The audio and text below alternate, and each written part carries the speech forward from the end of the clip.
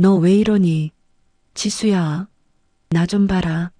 화려한 한정식 집 밀실, 젊은 며느리가 거품을 물며 뒤로 넘어갔습니다. 엄마, 나 좀 살려줘. 숨이 안 쉬어져. 예비 사도는 쓰러진 딸을 붙잡고 의사를 부르라며 악을 썼습니다. 하지만 그 아수라장 속에서 단 한 사람, 맞은편에 앉아있던 예비 시어머니 영수는 그저 차갑게 식은 찻잔을 만지작거리고 있었습니다. 그녀의 눈은 공포에 질린 사돈이 아니라 바닥에 굴러다니는 작은 약봉지를 향해 있었습니다. 제 꾀에 제가 넘어갔구나. 사실 그 약은 사위가 먹어야 했던 독배였습니다. 영순이 찰나의 순간 국그릇을 바꿔치기 했다는 사실을 꿈에도 모른 채 과연 그날 식탁 위에서는 무슨 일이 있었던 걸까요?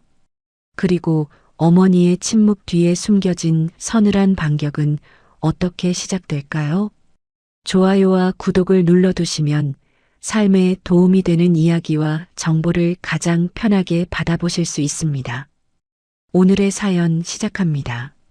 서울 시내 정경이 한눈에 내려다 보이는 고급 한정식 식당의 밀실에는 숨막히는 침묵만이 감돌고 있었습니다.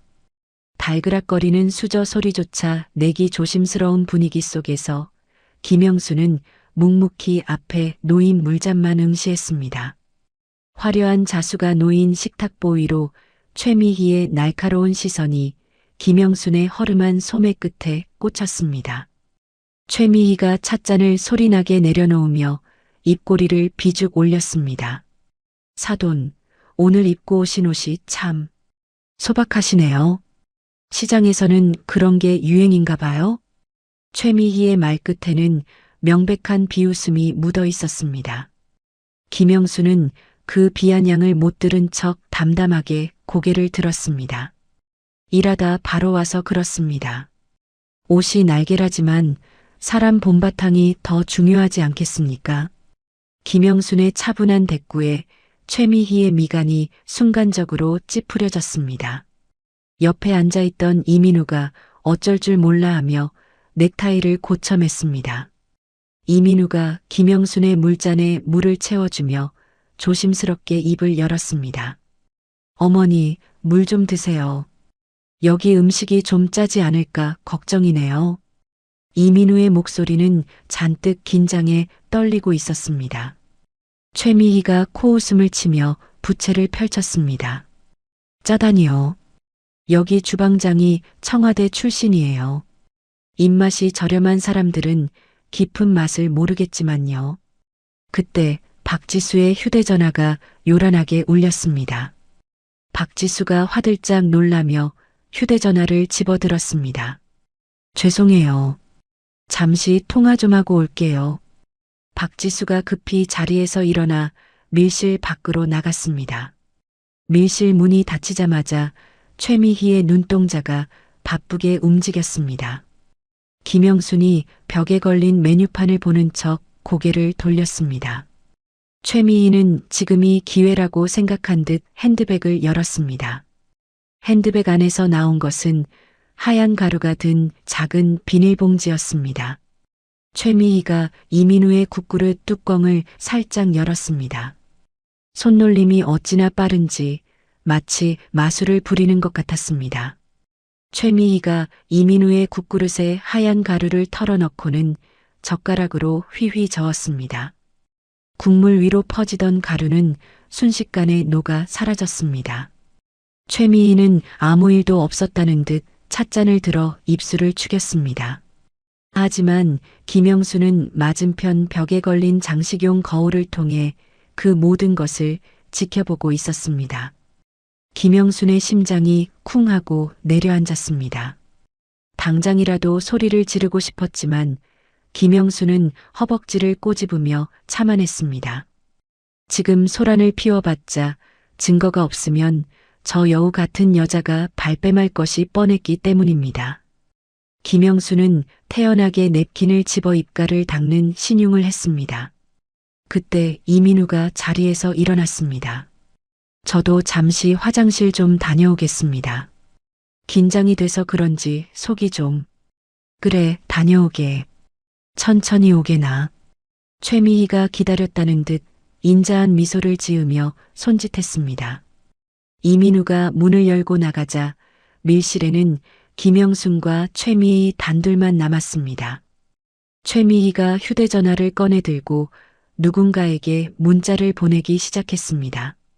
고개를 숙인 최미희가 휴대전화 화면에 집중한 그 찰나의 순간이었습니다. 김영순의 눈빛이 매섭게 번뜩였습니다. 김영순은 번개 같은 속도로 손을 뻗었습니다. 이민우의 자리에 놓인 국그릇과 비어있는 박지수의 자리에 놓인 국그릇이 순식간에 위치를 바꿨습니다. 단순히 그릇만 바꾼 것이 아니었습니다. 김영수는 이민우가 쓰던 수저 받침과 물잔의 위치까지 박지수의 자리와 교묘하게 섞어 놓았습니다. 누가 봐도 원래 그 자리에 있던 것처럼 감쪽 같은 솜씨였습니다. 김영순이 다시 얌전하게 손을 무릎 위에 올리자마자 최미희가 고개를 들었습니다. 사돈, 뭐 불편한 거라도 있으세요? 왜 그렇게 쳐다보시나? 최미희가 쏘아붙이듯 물었습니다. 김영수는 짐짓 아무것도 모르는 표정으로 어깨를 으쓱해 보였습니다. 아닙니다. 그저 사돈댁 따님 오면 식사 시작하려고 기다리는 중입니다. 잠시 후 박지수와 이민우가 거의 동시에 밀실로 돌아왔습니다. 박지수가 자리에 앉으며 미안한 표정을 지었습니다. 오래 기다리셨죠? 죄송해요. 아니다. 얼른 먹자. 국 식겠다. 최미희가 재촉하며 숟가락을 들었습니다. 박지수는 아무런 의심 없이 김영순이 바꿔치기한 국그릇의 뚜껑을 열었습니다. 기마 모락모락 피어오르는 맑은 갈비탕이었습니다. 김영수는 식탁보 아래에서 주먹을 꽉 쥐었습니다. 손바닥에 땀이 흥건하게 배어 나왔습니다. 박지수가 숟가락으로 국물을 떠서 입으로 가져갔습니다. 꿀꺽. 박지수의 목을대가 움직이며 국물이 넘어갔습니다. 김영수는 그 모습을 보며 마른 침을 삼켰습니다. 최미희는 자신의 딸이 국을 먹는 것에는 관심조차 없는 듯 했습니다. 오로지 이민우가 숟가락을 드는 모습만 뚫어지게 쳐다보고 있었습니다. 이민우도 국을 한 숟가락 떠먹었습니다. 최미희의 입가에 회심의 미소가 번졌습니다. 이 서방, 맛이 어떤가? 여기 국물이 아주 진국이지? 최미희가 의미심장한 목소리로 물었습니다. 이민우가 고개를 끄덕이며 대답했습니다. 네, 장모님. 아주 시원하고 좋습니다. 식사가 중반으로 접어들면서 밀실 안의 공기는 더욱 기묘해졌습니다. 최미희는 이민우가 언제 쓰러질까 기대하며 초조하게 손가락으로 식탁을 두드렸습니다. 하지만 이민우는 밥 한 공기를 뚝딱 비우고 물까지 마시며 멀쩡하게 앉아 있었습니다. 오히려 이상 반응을 보인 것은 박지수였습니다. 박지수가 젓가락질을 하던 손을 미세하게 떨기 시작했습니다. 달그락. 박지수가 잡고 있던 젓가락이 접시 위로 떨어졌습니다. 박지수의 이마에 식은 땀이 송골송골 맺히기 시작했습니다. 김영수는 올 것이 왔음을 직감하고 박지수를 주시했습니다. 최미희는 그 소리에 짜증난다는 듯 박지수를 흘겨봤습니다. 지수, 너는 칠칠 맞게 젓가락을 떨어뜨리고 그러니. 어른들 앞에서. 박지수가 혀가 꼬인 목소리로 힘겹게 대답했습니다. 엄마, 나 좀 이상해. 속이. 쟀니? 물 마셔라. 최미희는 대수롭지 않게 여기며 다시 이민우에게 시선을 돌렸습니다. 그때였습니다. 박지수가 왈칵하고 헛구역질을 하더니 물잔을 엎지르며 앞으로 고꾸라질 뻔했습니다. 쨍그랑. 유리잔이 바닥에 떨어져 산산조각이 났습니다. 이민우가 기겁하며 박지수를 부축했습니다. 지수야, 왜 그래? 정신 차려봐. 박지수의 얼굴은 백지장처럼 하얗게 질려 있었고 동공은 풀려 초점을 잃어가고 있었습니다. 박지수가 가쁜 숨을 몰아쉬며 가슴을 움켜쥐었습니다. 숨이 안 쉬어져. 엄마. 그제야 사태의 심각성을 깨달은 최미희가 자리에서 벌떡 일어났습니다. 너 왜 이러니? 지수야, 나 좀 봐라. 최미희가 박지수의 어깨를 흔들었지만 박지수는 이미 의식을 잃어가며 몸을 뒤틀기 시작했습니다. 김영순이 침착하게 자리에서 일어나 휴대전화를 꺼냈습니다. 비키세요. 119 부를 겁니다. 김영순의 단호한 목소리에 최미희가 멍하니 뒤로 물러섰습니다. 최미희의 손이 덜덜 떨리면서 들고 있던 핸드백이 바닥으로 떨어졌습니다. 핸드백 입구가 열리며 내용물들이 바닥으로 쏟아졌습니다. 그 속에 섞여 있던 빈 약봉지 하나가 김영순의 발치로 굴러왔습니다. 김영순은 119 상황실의 주소를 말하면서 아주 자연스럽게 구두 발끝으로 그 약봉지를 밟았습니다. 최미희는 딸의 상태를 살피느라 정신이 팔려 그 사실을 까맣게 몰랐습니다. 네, 여기 한정식 집입니다. 젊은 여자가 갑자기 호흡 곤란을 일으켰어요. 의식이 없습니다. 빨리 와주세요. 김영수는 전화를 끊고 박지수의 넥타이 끈을 풀어주며 기도를 확보했습니다. 이민우는 울상이 되어 박지수의 손을 주무르고 있었습니다. 지수야, 제발 눈 좀 떠봐. 최미희는 바닥에 주저앉아 넋이 나간 사람처럼 중얼거렸습니다. 이럴 리가 없는데. 분명히 민우 씨 국에 넣었는데. 최미희의 혼잣말을 들은 김영순이 차갑게 쏘아붙였습니다. 사돈, 지금 뭐라 하셨습니까? 민우 국에 뭘 넣어요? 김영순의 추궁에 최미희가 화들짝 놀라며 입을 다물었습니다.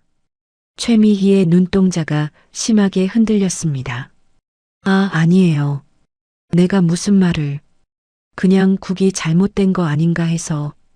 곧이어 밖에서 요란한 사이렌 소리가 들려왔습니다. 구급 대원들이 밀실 문을 박차고 들어왔습니다. 좁은 밀실 안은 순식간에 아수라장이 되었습니다. 대원들이 박지수를 들것에 싣고 급하게 밖으로 이동했습니다. 이민우가 울면서 들것을 따라 나갔습니다. 최미희도 허둥지둥 쏟아진 가방 속 물건들을 대충 쓸어 담으며 일어났습니다. 비켜요. 내 딸 잘못되면 가만 안 둬. 최미희가 김영순을 거칠게 밀치고 밖으로 뛰어나갔습니다. 김영순은 휘청거리며 식탁을 짚었지만 넘어지지는 않았습니다. 밀실 안에 혼자 남은 김영순은 천천히 발을 옮겼습니다. 자신이 밟고 있던 빈 약봉지가 모습을 드러냈습니다. 김영순은 허리를 숙여 그 작고 투명한 비닐봉지를 집어들었습니다. 코끝에 가져다 대니 역한 화학 약품 냄새가 희미하게 풍겼습니다. 김영수는 약봉지를 뚫어지게 쳐다보며 작게 은조렸습니다. 이게 내 새끼 잡을 뻔한 거구나. 김영수는 약봉지를 꼬깃꼬깃 접어 주머니 깊숙한 곳에 찔러 넣었습니다. 밀실 밖 복도는 여전히 소란스러웠습니다. 김영수는 거울 속에 비친 자신의 흐트러진 머리를 매만졌습니다. 거울 속 김영순의 눈빛은 그 어느 때보다 서늘하게 빛나고 있었습니다. 김영순이 핸드백을 챙겨 들고 밀실을 빠져나갔습니다. 식당 입구에는 구급차가 요란한 경광등을 번쩍이며 출발 준비를 하고 있었습니다. 최미희가 구급차에 타려다 말고 뒤를 돌아 김영순을 노려보았습니다. 사돈, 거기서 뭐해요? 빨리 안 오고. 최미희의 악에 바친 고함에도 김영순은 서두르지 않았습니다. 김영순은 천천히 걸어가며 최미희를 똑바로 응시했습니다. 이제 전쟁은 시작되었습니다. 김영순은 주머니 속의 약봉지를 꽉 쥐었습니다. 이 작은 비닐봉지 하나가 거대한 재벌가와 맞서 싸울 유일한 무기였습니다. 구급차 문이 닫히고 차가 출발했습니다.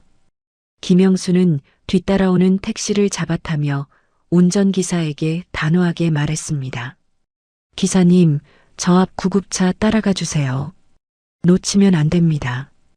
응급실 자동문이 열리며 박지수를 실은 침대가 바람처럼 안으로 빨려 들어갔습니다.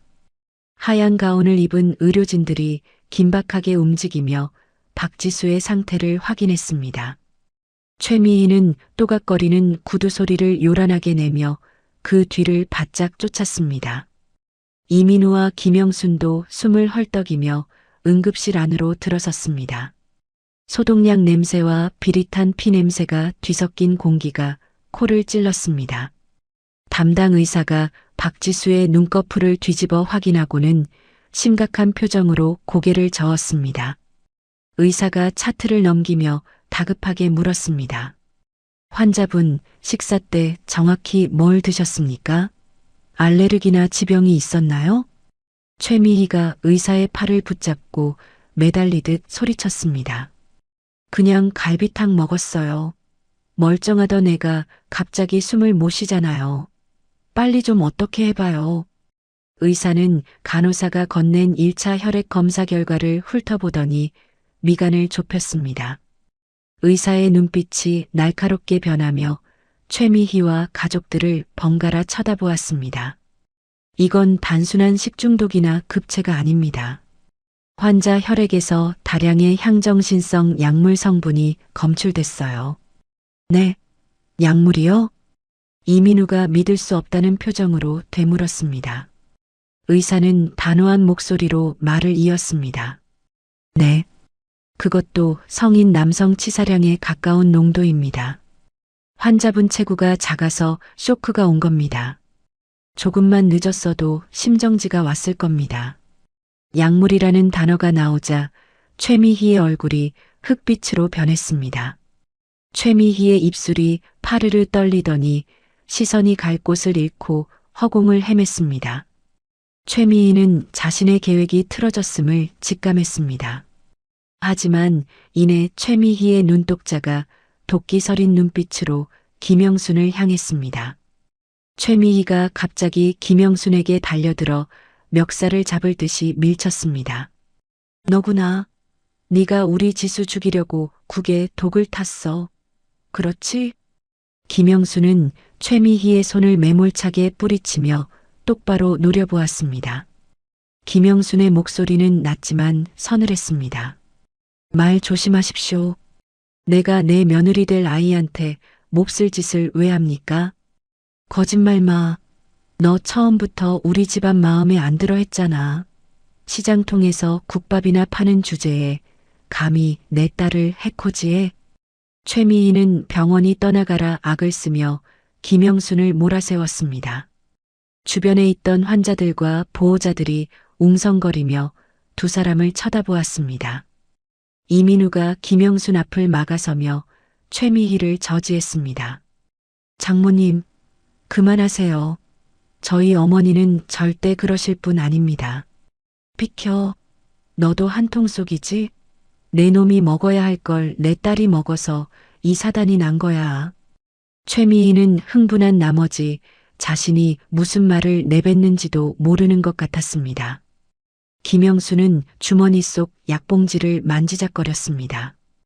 당장이라도 그 약봉지를 최미희의 얼굴에 던지고 싶었지만 꾹 참았습니다. 지금 이 난장판에서 증거를 꺼내봤자 최미희가 돈으로 덮어버리거나 증거를 훼손할 것이 뻔했기 때문입니다. 확실한 분석 결과가 나오기 전까지는 때를 기다려야 했습니다. 최미희는 휴대전화를 꺼내 어딘가로 전화를 걸었습니다. 원장님, 접니다.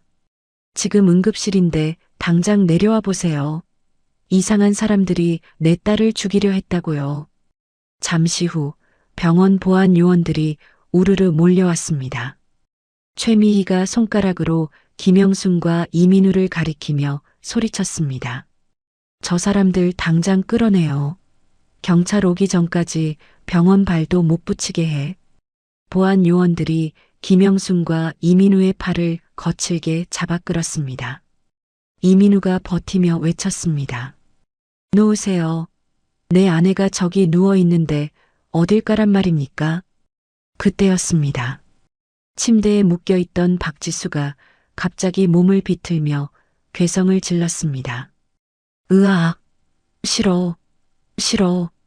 박지수의 눈은 뒤집혀 흰자위가 드러나 있었고 입가에는 거품이 보글거렸습니다. 약물 부작용으로 인한 환각이 시작된 것이었습니다. 박지수가 허공을 향해 손을 휘저으며 섬뜩한 목소리로 중얼거렸습니다. 엄마, 그 약 안 먹을래. 나 그 방에 가두지 마.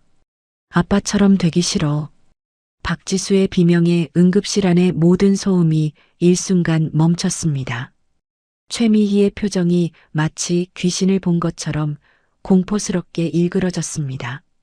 최미희가 황급히 의사에게 달려가 닥달했습니다. 뭐해요? 애가 헛소리 하잖아요. 빨리 진정제 놔요. 입 좀 다물게 하라고요. 의사가 간호사에게 지시를 내리자 간호사가 주사기를 들고 박지수에게 다가갔습니다. 박지수는 주사 바늘이 들어가는 순간까지도 최미희를 뚫어지게 쳐다보며 절규했습니다. 엄마가 시켰잖아. 민우 씨한테 먹이라고. 최미희가 박지수의 입을 틀어막으며 보안 요원들에게 눈짓했습니다. 보안 요원들이 김영순과 이민우를 더욱 거칠게 밀어냈습니다. 응급실 밖으로 쫓겨난 김영순은 닫히는 문틈으로 최미희의 뒷모습을 보았습니다. 최미희는 딸의 안위보다 자신의 비밀이 새어나갈까봐 전전긍긍하는 모습이었습니다. 이민우가 분해서 병원 벽을 주먹으로 내리쳤습니다. 김영순이 이민우의 어깨를 감싸쥐었습니다. 민우야, 진정해라. 지금 흥분하면 지는 거다. 어머니, 지수가 아까 한 말 들으셨어요? 아빠처럼 되기 싫다니, 그게 무슨. 김영수는 고개를 끄덕이며 주변을 살폈습니다. 최미희가 응급실 밖으로 나와 비상구 쪽으로 급히 걸어가는 것이 보였습니다. 김영수는 이민우에게 작게 속삭였습니다. 너는 여기서 지수 잘 지켜라. 혹시라도 다른 병원으로 빼돌리지 못하게 감시해. 어머니는요? 어디 가시려고요? 나는 확인할 게 좀 있다. 나중에 연락하마. 김영수는 최미희의 뒤를 밟아 조용히 화장실 쪽으로 향했습니다. 최미희는 화장실 안으로 들어가더니 문을 걸어 잠갔습니다. 김영수는 옆칸에 들어가 숨을 죽이고 변기 위에 올라가 앉았습니다. 곧이어 최미희의 신경질적인 목소리가 들려왔습니다. 여보세요. 일 처리를 어떻게 한 거야? 약이 너무 세잖아. 최미희는 분을 이기지 못해 발을 구르며 통화를 이어갔습니다. 애가 죽을 뻔했다고. 게다가 입을 잘못 놀려서 다 들통나게 생겼어. 당장 병원 기록부터 삭제해. 식중독으로 바꿔놓으란 말이야. 김영수는 휴대전화 녹음 기능을 켜려다 멈칫했습니다. 지금 녹음해봤자 법적 효력이 있을지 확실치 않았고 소리가 나면 들킬 위험이 컸습니다. 대신 김영수는 최미희의 통화 내용을 머릿속에 하나하나 각인시켰습니다. 설계가 잘못됐어. 민우 그 자식이 먹었어야 했는데. 그래, 알았으니까 뒤처리나 깔끔하게 해. 지금 주차장으로 갈 테니 물건 가져와. 통화가 끊어지고 최미희가 화장실을 나가는 소리가 들렸습니다. 김영수는 잠시 기다렸다가 화장실을 빠져나왔습니다. 거울 속에 비친 김영순의 얼굴은 분노로 차갑게 굳어 있었습니다. 김영수는 휴대전화를 꺼내 단축번호 1번을 눌렀습니다. 신호가 몇 번 가기도 전에 굵직한 남자의 목소리가 들렸습니다. 네, 여보세요. 영순 씨? 국밥집 단골 손님이자 전직 부장검사 출신인 강철 변호사였습니다. 김영순이 입을 열었습니다. 변호사님, 접니다. 급하게 도움 좀 받아야겠습니다. 지금 제 며느리가 사람을 죽일 뻔한 약을 먹고 쓰러졌습니다. 강철 변호사가 놀란 듯 잠시 말을 잇지 못하다가 침착하게 대답했습니다. 진정하시고 무슨 일인지 말씀해 보세요. 어디십니까? 자세한 건 나중에 말씀드릴게요. 지금 당장 해야 할 일이 있어서요. 변호사님, 혹시 약물 성분 분석 빨리 받을 수 있는 곳 아십니까? 김영수는 강철 변호사에게 대략적인 상황을 설명하고 전화를 끊었습니다. 그리고 곧장 병원 주차장으로 향하는 비상계단을 내려갔습니다. 지하 주차장은 어둡고 습했습니다. 김영수는 기둥 뒤에 몸을 숨기고 주변을 살폈습니다. 저 멀리 구석진 곳에 최미희의 고급 세단이 주차되어 있었습니다. 최미희는 차 옆에 서서 누군가를 기다리고 있었습니다.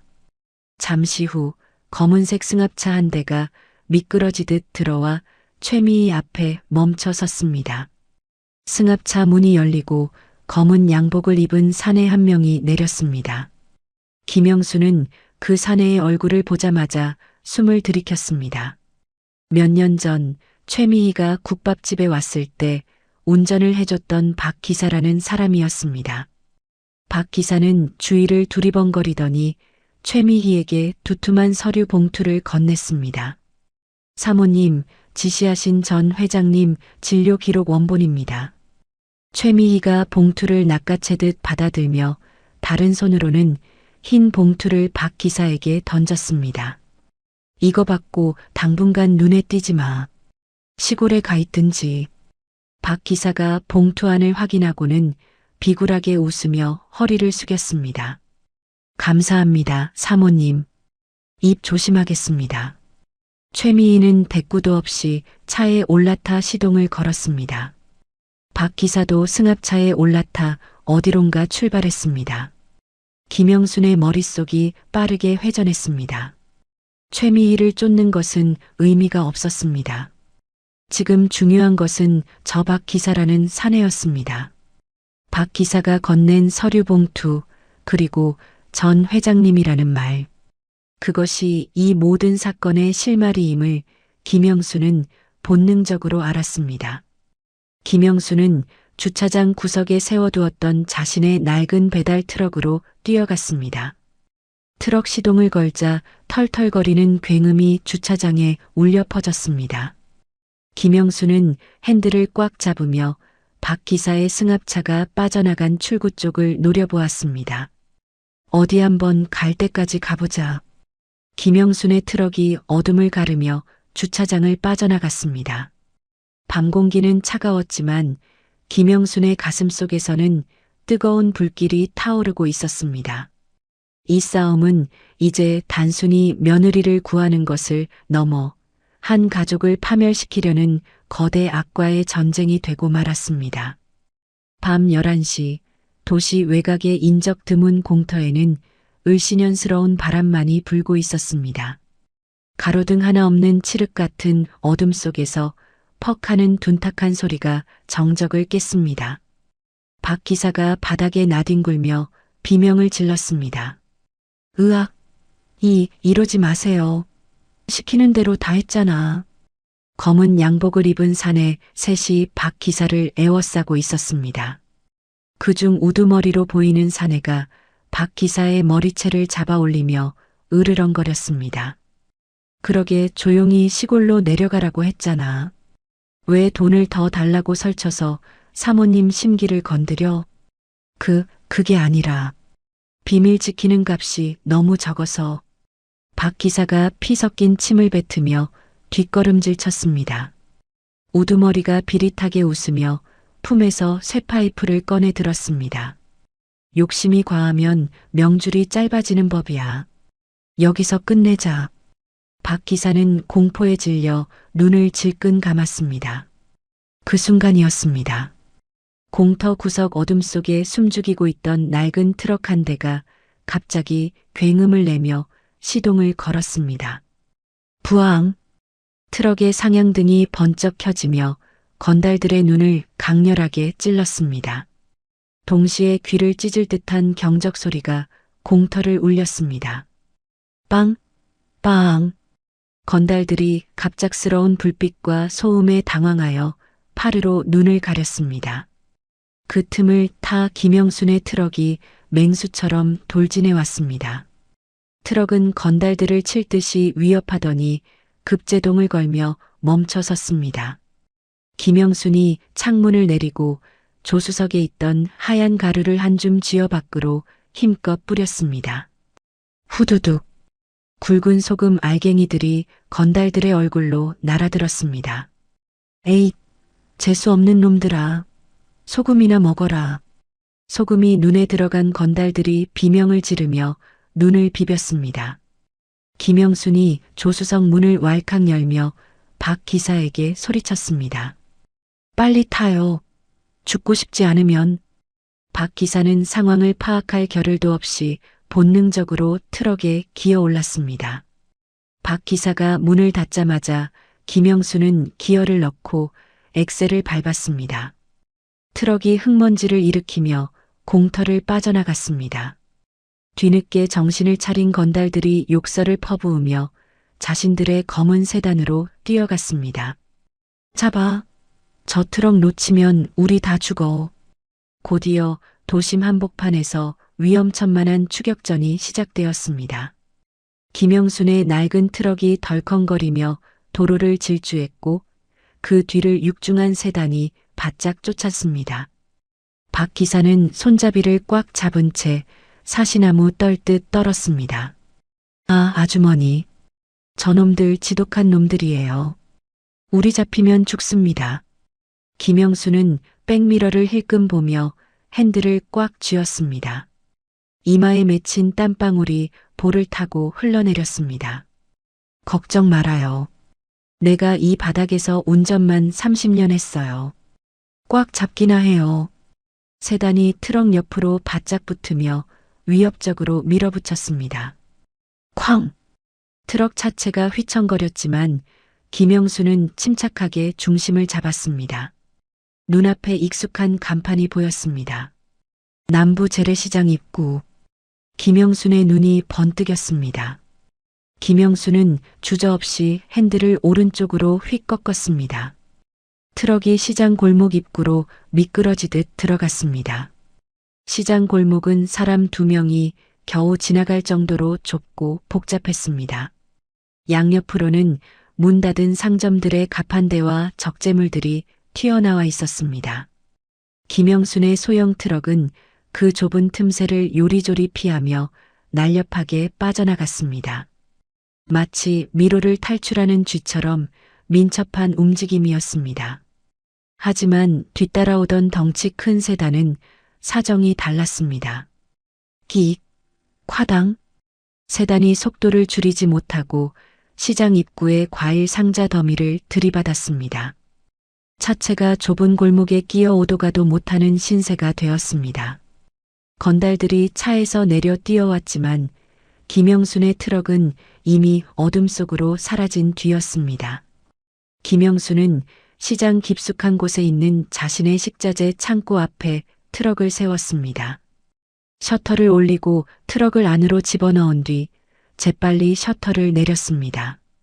창고 안은 건어물 냄새와 젓갈 냄새로 가득했습니다. 그제야 김영수는 핸들에서 손을 떼고 긴 숨을 몰아쉬었습니다. 박 기사는 다리가 풀려 바닥에 주저앉았습니다. 김영순이 생수병을 따서 박 기사에게 건넸습니다.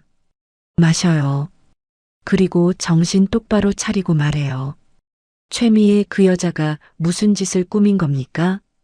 박 기사는 물을 벌컥벌컥 마시고는 떨리는 목소리로 입을 열었습니다. 그의 눈에는 공포와 분노가 뒤섞여 있었습니다.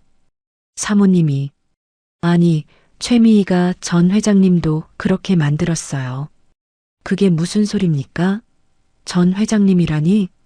최미의 전 남편 말입니다. 멀쩡하던 양반이 어느 날 갑자기 식물인간이 돼서 쓰러졌잖아요. 다 최미희가 음식에 탄 약 때문이라고요. 김영수는 경악하여 입을 다물지 못했습니다. 단순한 며느리 구박이나 재산 싸움 수준이 아니었습니다. 이것은 살인 미수, 아니 연쇄 범죄였습니다. 박 기사가 말을 이어갔습니다. 이번 타깃은 사위인 이민우 씨였어요. 그 약을 먹이면 사람 정신이 멍해지고 시키는 대로만 하게 되거든요. 이민우 씨를 꼭두각시로 만들어서 따님 명의로 된 유산까지 싹 다 가로챌 계획이었어요. 그런데 국그릇이 바뀌어서 우리 며느리가 먹은 거군요. 네. 그 약은 성인 남자 기준으로 만든 거라 독해요. 따님같이 체구 작은 여자가 먹었으니 아마 쇼크가 왔을 겁니다. 죽지 않은 게 다행이죠. 김영수는 주머니에서 휴대전화를 꺼내 녹음 버튼을 눌렀습니다. 분노로 손이 부들부들 떨렸지만 지금은 감정보다 증거가 우선이었습니다. 지금 한 말 경찰서 가서 그대로 증언할 수 있겠습니까? 박 기사가 잠시 망설이다가 고개를 끄덕였습니다. 어차피 최미희에게 버림받은 이상 살 길은 이것뿐이었습니다. 할게요. 그리고 제가 쓴 약물거래 장부가 있어요. 그거 어디 숨겨놨는지 알려드릴게요. 한편 병원 VIP 병동은 삼엄한 경비 속에 긴장감이 감돌고 있었습니다. 병실 안에서 박지수가 희미하게 눈을 떴습니다. 천장의 하얀 형광등 불빛이 어지럽게 흔들렸습니다. 최미희가 걱정스러운 표정을 연기하며 박지수의 손을 잡았습니다. 지수야, 정신이 드니? 엄마야. 알아보겠어? 박지수는 몽롱한 정신 속에서도 엄마의 얼굴을 보자마자 쏘스라치게 놀라 손을 뺐습니다. 응급실에서의 기억이 파편처럼 떠올랐습니다. 엄마가 사위에게 먹이려던 약, 그리고 자신이 겪은 끔찍한 고통. 엄마가 나한테 무슨 짓을 한 거야? 그 약, 민우 씨 주려던 거잖아. 박지수의 목소리는 쉬어 있었지만 그 안에 담긴 원망은 뚜렷했습니다. 최미희의 표정이 순식간에 차갑게 굳어졌습니다. 최미희가 박지수의 어깨를 짓누르며 낮게 속삭였습니다. 너 지금 무슨 헛소리를 하는 거니? 약이라니. 네가 정신이 이상해져서 헛것을 본 거야. 스트레스가 너무 심해서 그래. 아니야. 내가 다 들었어. 엄마가 전화로 그랬잖아. 약이 너무 셌다고. 박지수가 발버둥을 치며 소리쳤습니다. 그때 병실 문이 열리고 이민우가 들어오려다 경호원들에게 제지를 당했습니다. 비키세요. 지수 목소리 들리잖아요. 지수야, 나 여기 있어. 이민우가 경호원들과 몸싸움을 벌이며 소리쳤습니다. 최미희가 자리에서 일어나 문 쪽으로 성큼성큼 걸어갔습니다. 최미희는 이민우를 싸늘하게 내려다보며 말했습니다. 이서방, 자네 아내가 지금 제정신이 아니네. 피해망상에 환청까지 들린다고 해. 아무래도 전문적인 치료가 필요하겠어. 그게 무슨 말씀이세요? 지수가 정신병이라니요. 멀쩡하던 사람을 왜 환자 취급합니까? 닥치게. 자니가 뭘 알아? 내 딸 내가 고치겠다는데. 여봐라, 당장 이송 준비해. 최미희의 지시가 떨어지자 병실 안에 있던 건장한 남자 간호사들이 박지수의 침대를 밀기 시작했습니다. 박지수가 울부짖으며 손을 뻗었습니다. 민우 씨, 살려줘. 나가기 싫어. 엄마가 나 가두려고 해. 지수야, 안 돼. 건드리지 마. 이민우가 필사적으로 뚫고 들어가려 했지만 경호원 2명이 그의 팔을 뒤로 꺾어 바닥에 제압했습니다. 이민우는 차가운 병원 바닥에 얼굴이 눌린 채 아내가 끌려가는 모습을 무력하게 지켜봐야만 했습니다. 박지수의 절규가 복도 끝으로 멀어지며 점점 작아졌습니다. 최미희는 바닥에 쓰러진 이민우에게 경멸 어린 시선을 던지고는 뒤돌아 나갔습니다. 이민우는 주먹으로 바닥을 내리치며 오열했습니다. 자신의 무력함이 뼈에 사무치게 원통했습니다. 새벽 5시 시장 창고 안. 김영수는 박 기사가 알려준 약물 장부의 위치를 수첩에 꼼꼼히 적었습니다. 그리고 흐트러진 머리를 다시 질끈 묶었습니다. 김영순의 눈빛은 밤새 한숨도 못 잤음에도 불구하고 형형하게 빛나고 있었습니다. 김영순이 앞치마를 벗어 한쪽 구석에 던져놓았습니다. 이제는 국자 대신 법을, 앞치마 대신 증거를 들어야 할 때였습니다. 강철 변호사에게 문자가 도착했습니다. 성분 분석 결과 나왔습니다. 준비됐습니다. 김영수는 휴대전화를 주머니에 넣으며 박 기사를 일으켜 세웠습니다. 갑시다. 경찰서로. 지금요? 최미희가 경찰도 매수했을 텐데요. 박 기사가 걱정스런 표정으로 물었습니다. 김영순이 창고 셔터를 올리며 단호하게 대답했습니다. 그러니까 가는 겁니다. 썩은 물은 뒤집어 엎어야 맑아지는 법이니까요. 내 새끼들 눈에 피눈물 흘리게 한 데가 톡톡히 치르게 해줄 겁니다. 동이 트기 시작한 새벽거리로 김영순의 트럭이 다시 한번 힘차게 시동을 걸었습니다. 이번 목적지는 시장이 아닌 싸움의 한복판인 강남 경찰서였습니다. 다음 날 아침 9시 강남 경찰서 형사과 조사실 안에는 무거운 침묵과 함께 팽팽한 긴장감이 감돌고 있었습니다. 책상을 사이에 두고 김영순과 최미희가 마주 앉아 있었고 담당 형사는 노골적으로 짜증 섞인 표정을 짓고 있었습니다. 최미희가 손수건으로 눈가를 콕콕 찍어내며 가련한 목소리로 말했습니다. 형사님, 저 여자가 제 운전기사를 납치했어요. 그것도 모자라서 제 딸한테 이상한 걸 먹여서 저렇게 만들었다니까요. 최미의 옆에 앉은 변호사가 서류 뭉치를 형사에게 내밀었습니다. 피의자 김영순 씨에 대해 특수폭행, 납치, 감금 혐의로 고소장 접수합니다. 강력한 처벌을 원합니다. 형사가 서류를 훑어보더니 볼펜으로 책상을 탁탁 두드렸습니다. 김영순 씨, 묵비권 행사한다고 능사가 아닙니다. 목격자도 있고 정황이 다 나왔어요. 운전기사 어디다 숨겼습니까? 김영수는 입을 굳게 다문 채 최미희를 쏘아볼 뿐이었습니다. 여기서 말 한마디 잘못했다가는 저들이 파놓은 함정에 빠질 것이 분명했기 때문입니다. 최미희가 승리감에 도취된 듯 입꼬리를 살짝 올리며 김영순에게 몸을 기울였습니다. 사돈, 지금이라도 늦지 않았어요. 조용히 합의하고 시골로 내려가세요. 그러면 민우 앞길은 안 막을 테니까. 김영순이 콧방귀를 뀌며 고개를 돌렸습니다. 합에 같은 소리 하고 있네. 죄를 지은 건 당신인데 누가 누구를 봐준다는 겁니까? 뭐라고요? 이 여자가 아직 정신을 못 차렸네. 형사님, 당장 유치장에 쳐넣으세요. 최미희가 꽥 소리를 지르며 본색을 드러냈습니다. 형사가 김영순의 팔을 잡으려고 자리에서 일어났습니다. 그때였습니다.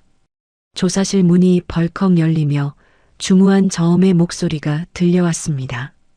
누가 누구를 유치장에 넣습니까? 적법한 절차도 없이.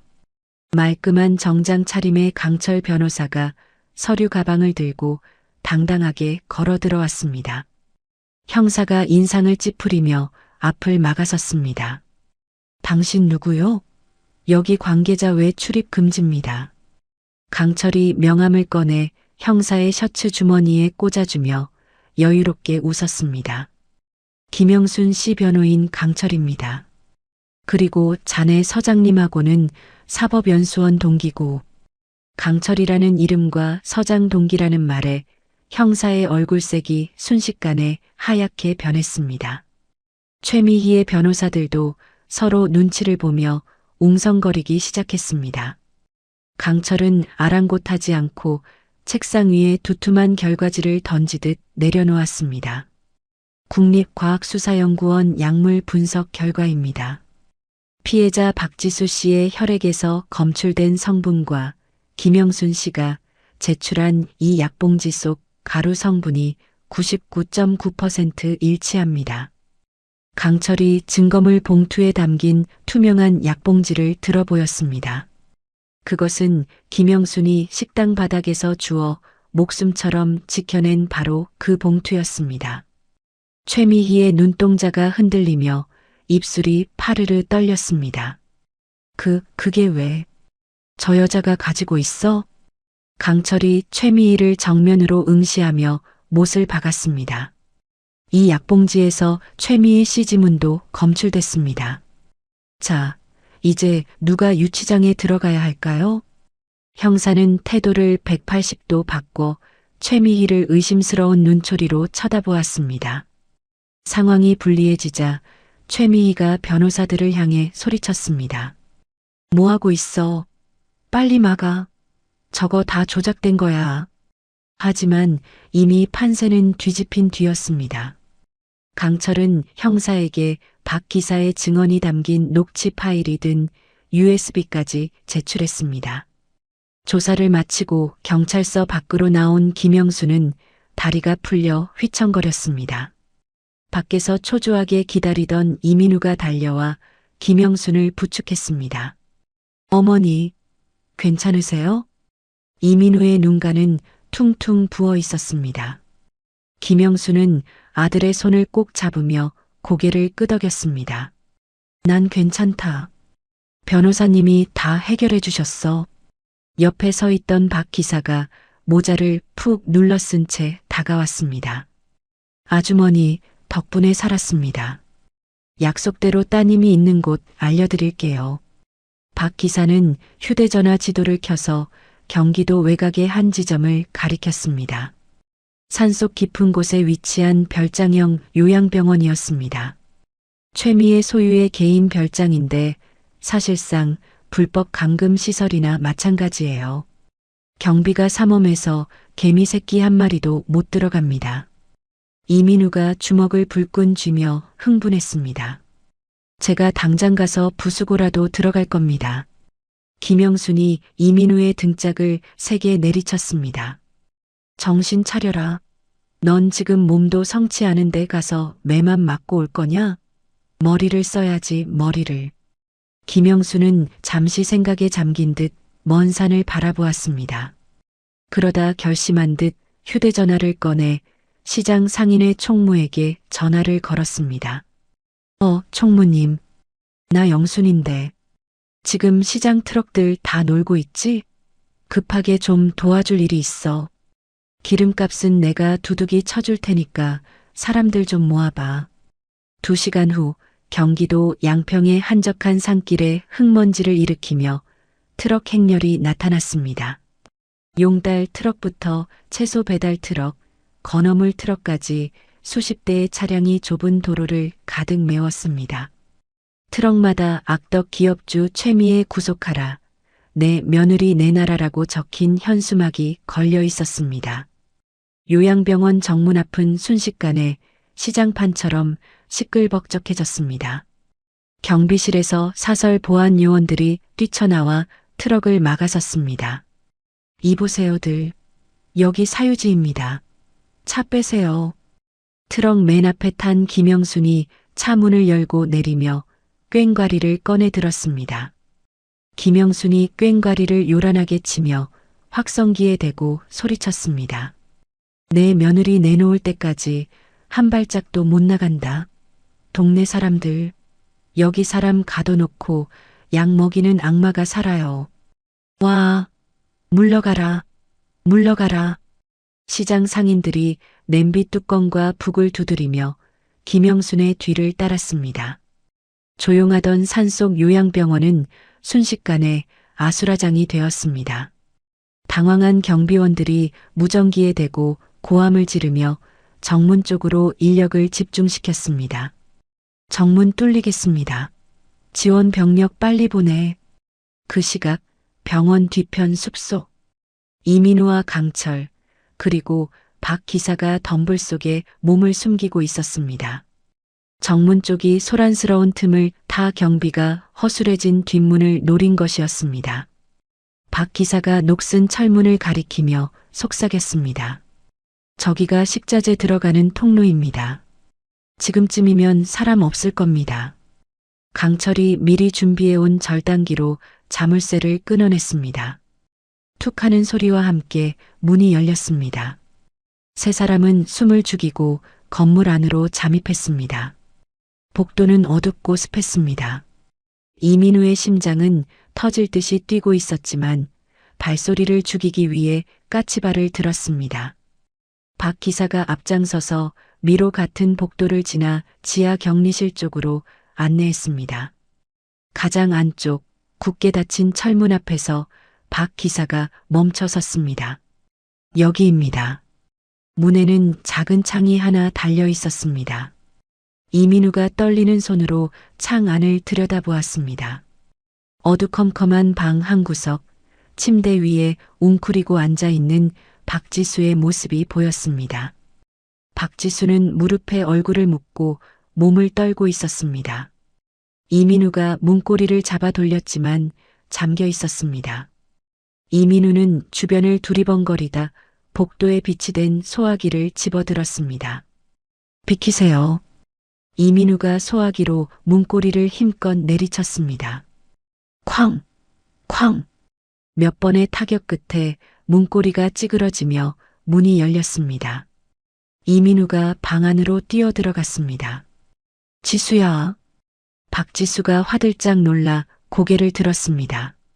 초췌해진 얼굴에 눈물 자국이 가득했습니다. 박지수는 이민우를 보고도 믿기지 않는다는 듯 눈을 깜빡였습니다. 민우 씨? 진짜 민우 씨야? 그래, 나야. 내가 왔어. 늦어서 미안해. 이민우가 박지수를 와락 끌어안았습니다. 박지수는 그제야 참았던 울음을 터뜨리며 이민우의 옷자락을 꽉 쥐었습니다. 나 무서웠어. 엄마가 나한테 계속 주사 놓고. 괜찮아. 이제 집에 가자. 어머니가 밖에서 기다리셔. 강철이 망을 보다가 다급하게 손짓했습니다.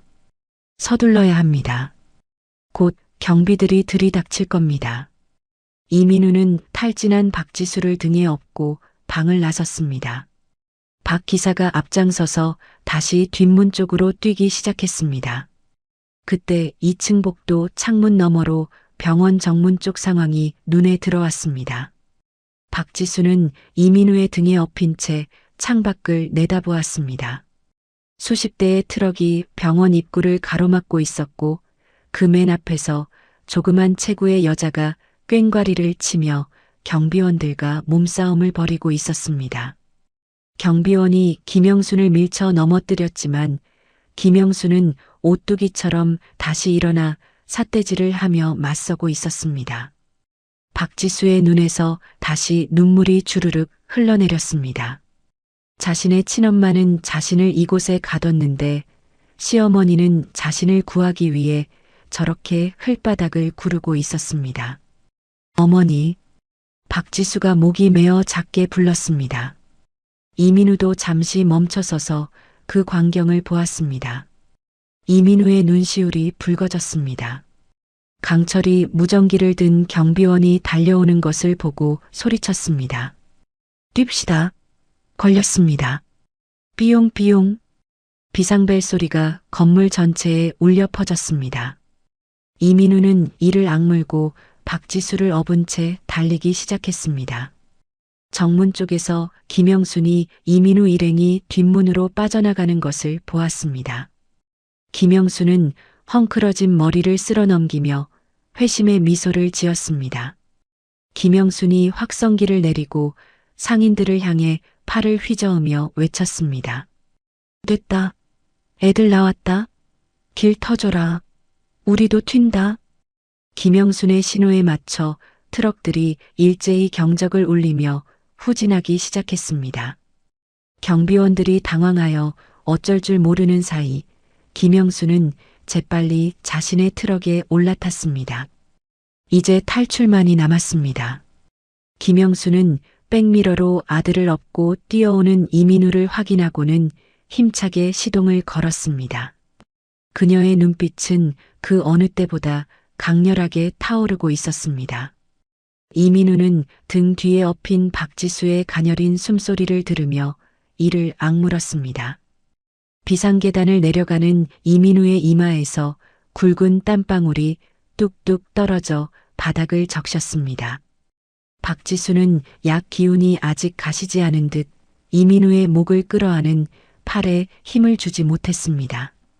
1층 로비로 통하는 마지막 철문을 열자 검은 제복을 입은 사설 경비원들이 앞을 가로막았습니다.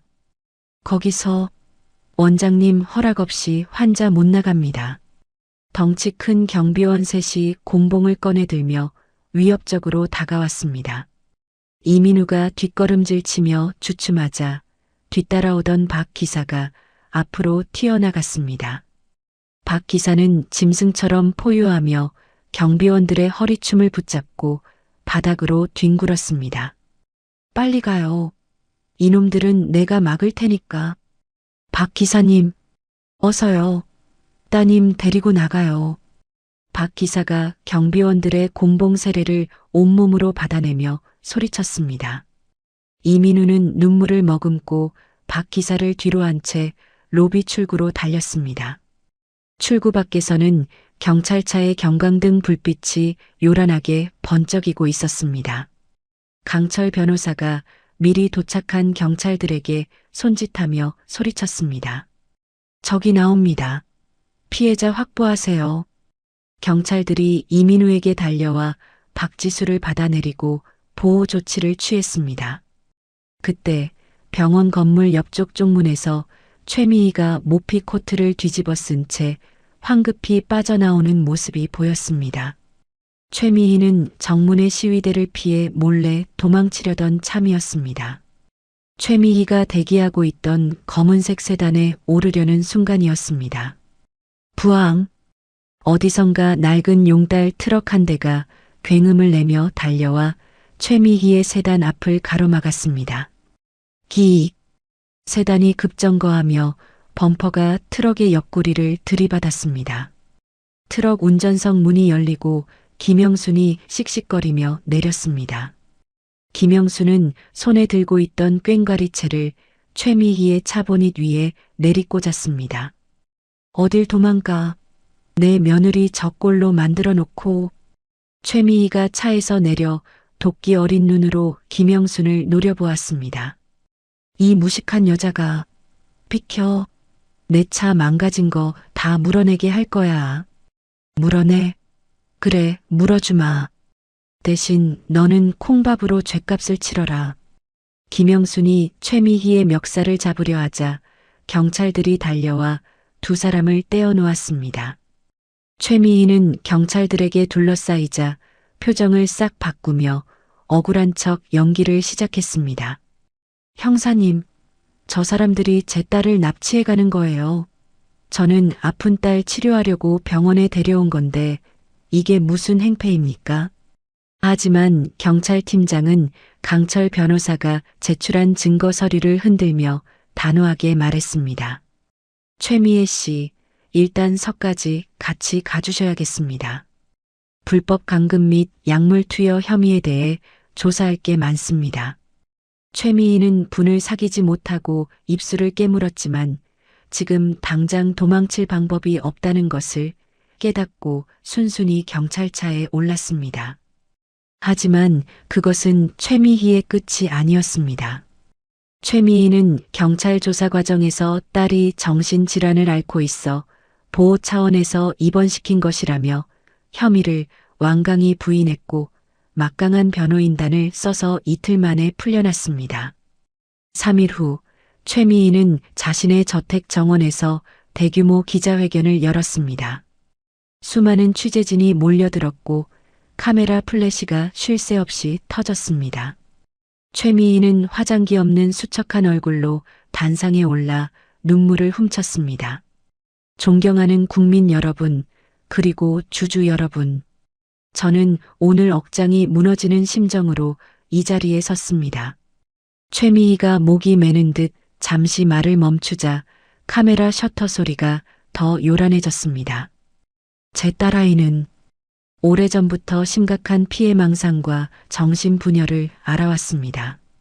사위와 사돈은 그런 제 딸의 병을 이용해 재산을 노리고 저를 모함하고 있습니다.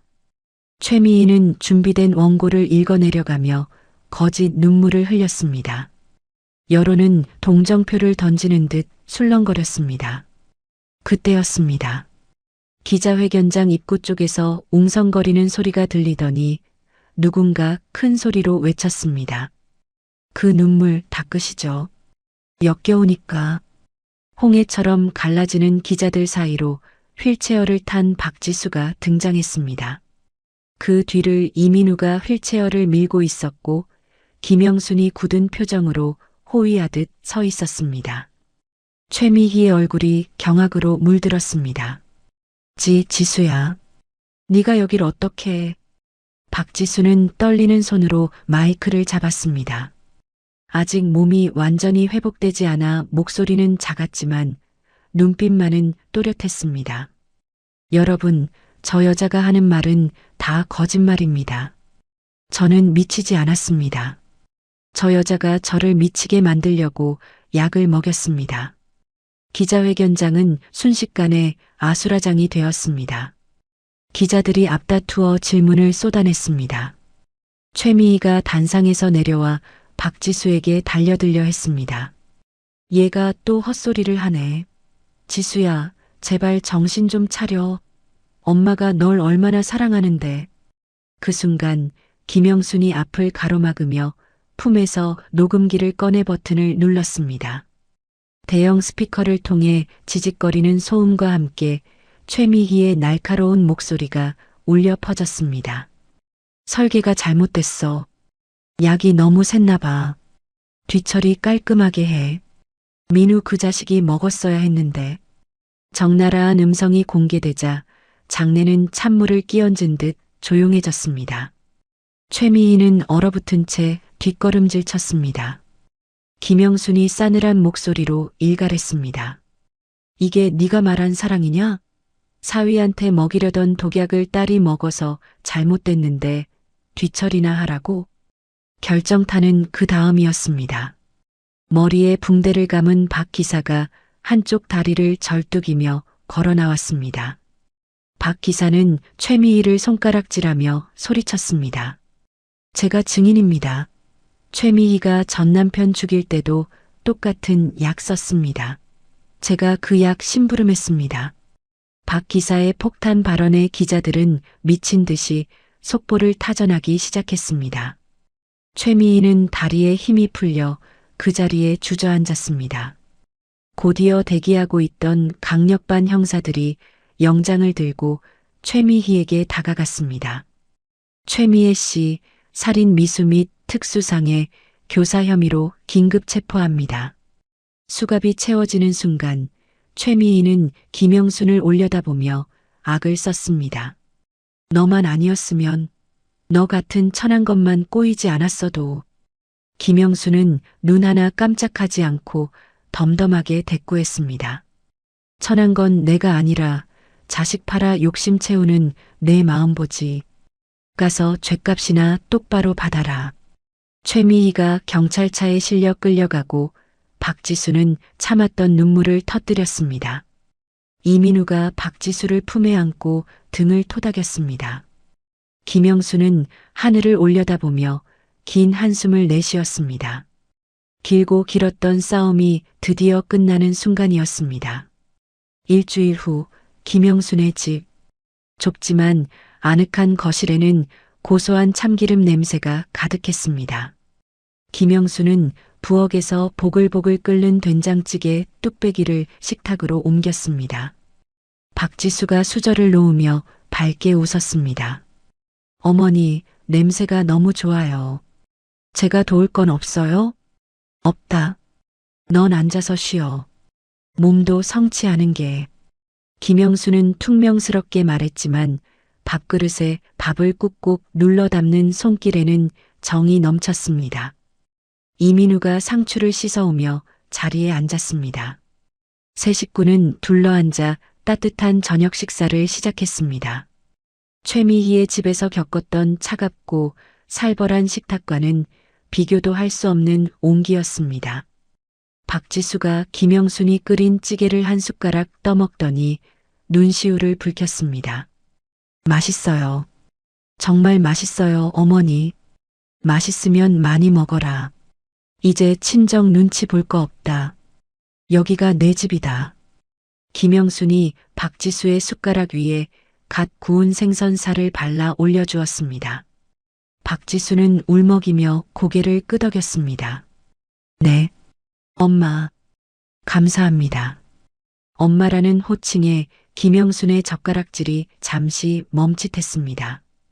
김영순은 쑥스러운 듯 헛기침을 하며 국물을 들이켰습니다. 밥이나 먹어. 식겠다. 식사가 끝날 무렵 초인종이 울렸습니다. 강철 변호사가 큼지막한 꽃다발을 들고 서 있었습니다. 축하합니다, 영순 씨. 최미의 무기징역 구형될 것 같습니다. 검찰 쪽 분위기가 아주 강경해요. 이민우와 박지수가 환호성을 질렀습니다. 강철은 웃으며 김영순에게 꽃다발을 건넸습니다. 이건 고생하신 영순 씨에게 드리는 선물입니다. 김영순은 꽃다발을 받아들고 환하게 웃었습니다. 꽃향기를 맡으며 행복해하던 김영순의 표정이 문득 묘하게 변했습니다. 김영순이 고개를 갸웃거하며 강철을 빤히 쳐다보았습니다. 근데 선생님은 누구시더라? 우리 집에 밥 드시러 오셨나? 순간 정적이 흘렀습니다. 이민우와 박지수 그리고 강철의 표정이 굳어졌습니다. 김영수는 자신이 무슨 말을 했는지도 모른 채 그저 해맑게 웃으며 꽃잎을 만지작거렸습니다. 꽃이 참 곱네. 우리 민우 졸업식 때 받았던 거랑 똑같네. 이민우의 졸업식은 10년도 더 된 일이었습니다. 이민우의 가슴이 철렁 내려앉았습니다. 행복의 절정에서 예고 없이 찾아온 불길한 그림자. 김영순의 기억 어딘가가 조용히 하지만 확실하게 무너져 내리고 있었습니다. 계절이 4번 바뀌고 다시 겨울이 찾아왔습니다. 최미희가 구속되고 김영순의 가족에게 평화가 찾아온 지 1년이라는 시간이 흘렀습니다. 남부 재래시장은 여느 때와 다름없이 활기가 넘쳤습니다. 김영순은 익숙한 손놀림으로 콩나물을 다듬으며 단골 손님과 흥정을 하고 있었습니다. 손님이 쥐어준 1,000원짜리 지폐를 앞치마 주머니에 넣으려던 순간이었습니다. 갑자기 김영순의 눈앞이 뿌옇게 흐려지더니 귀를 때리던 시장의 소음이 물속에 잠긴 듯 먹먹해졌습니다. 김영순은 어지러움을 느끼며 가판대를 짚었습니다. 눈을 몇 번 깜빡이고 다시 고개를 들었을 때 김영순은 쏘스라치게 놀라 뒷걸음질 쳤습니다. 30년 넘게 매일같이 드나들던 시장 골목이 난생 처음 보는 낯선 미로처럼 느껴졌기 때문입니다. 김영순은 떨리는 목소리로 옆가게 생선 장수에게 물었습니다. 저기, 여기가 어디요? 내가 집에 가려는데 길을 통 모르겠네. 생선 장수가 고무장갑을 낀 손으로 생선을 뒤집다 말고 눈을 동그랗게 떴습니다. 형님, 왜 그러셔? 농담도 참. 여기서 장사한 지가 몇 년인데 길을 몰라. 생선 장수의 말에 김영수는 등골이 서늘해지는 것을 느꼈습니다. 농담이 아니었습니다.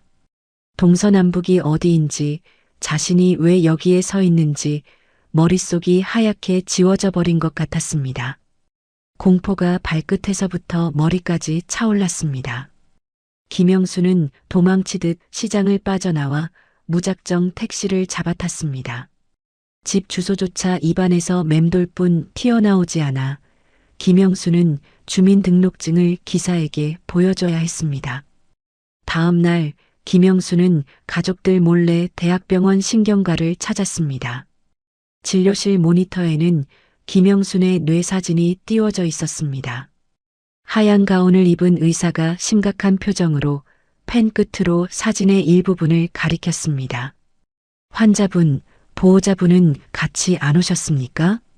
김영순이 무릎 위에 가방끈을 꽉 쥐며 고개를 저었습니다. 저 혼자 들을랍니다. 괜찮으니 말씀해 보세요. 의사는 한숨을 짧게 내쉬며 차분하게 설명을 시작했습니다. 알츠하이머입니다. 뇌세포가 손상되면서 기억력이 점차 사라지는 병이죠. 사진을 보시면 여기 하얗게 위축된 부분이 꽤 넓습니다. 치매라는 겁니까? 네. 보통은 서서히 진행되는데 환자분의 경우 최근 1년 사이에 극심한 스트레스를 겪으셨나요? 진행 속도가 생각보다 빠릅니다. 김영순의 귓가에 진행 속도가 빠르다는 말이 윙윙거렸습니다. 지난 1년 며느리를 구하겠다고 아들을 지키겠다고 이 악물고 버텼던 시간들이 주마등처럼 스쳐 지나갔습니다. 이제야 겨우 다리 뻗고 잘만한데 이제야 겨우 행복해지려는데 하늘도 무심하시지 내 기억을 뺏어간다니. 김영수는 병원 복도 의자에 앉아 한참을 멍하니 허공만 바라보았습니다. 눈물이 말라 나오지도 않았습니다. 김영수는 주먹을 꽉 쥐었습니다. 이제 막 웃음을 되찾은 아들과 며느리에게 짐이 될 수는 없었습니다. 김영수는 휴대전화를 꺼내 요양원 검색 기록을 지우고 가방 깊숙한 곳에 진단서를 숨겼습니다. 그날 밤 김영수는 방문을 걸어 잠그고 노트 한 권을 꺼냈습니다. 떨리는 손으로 볼펜을 쥐고 한 글자 한 글자 꾹꾹 눌러쓰기 시작했습니다. 민우는 계란말이에 파 들어가는 거 싫어함. 지수는 찌개 끓일 때 청양고추 반 개만 넣을 것. 세탁기 돌릴 때 섬유유연제는 마지막에. 기억이 사라지기 전에 자신이 없어도 아이들이 불편하지 않게 살림 노하우를 남겨야 했습니다.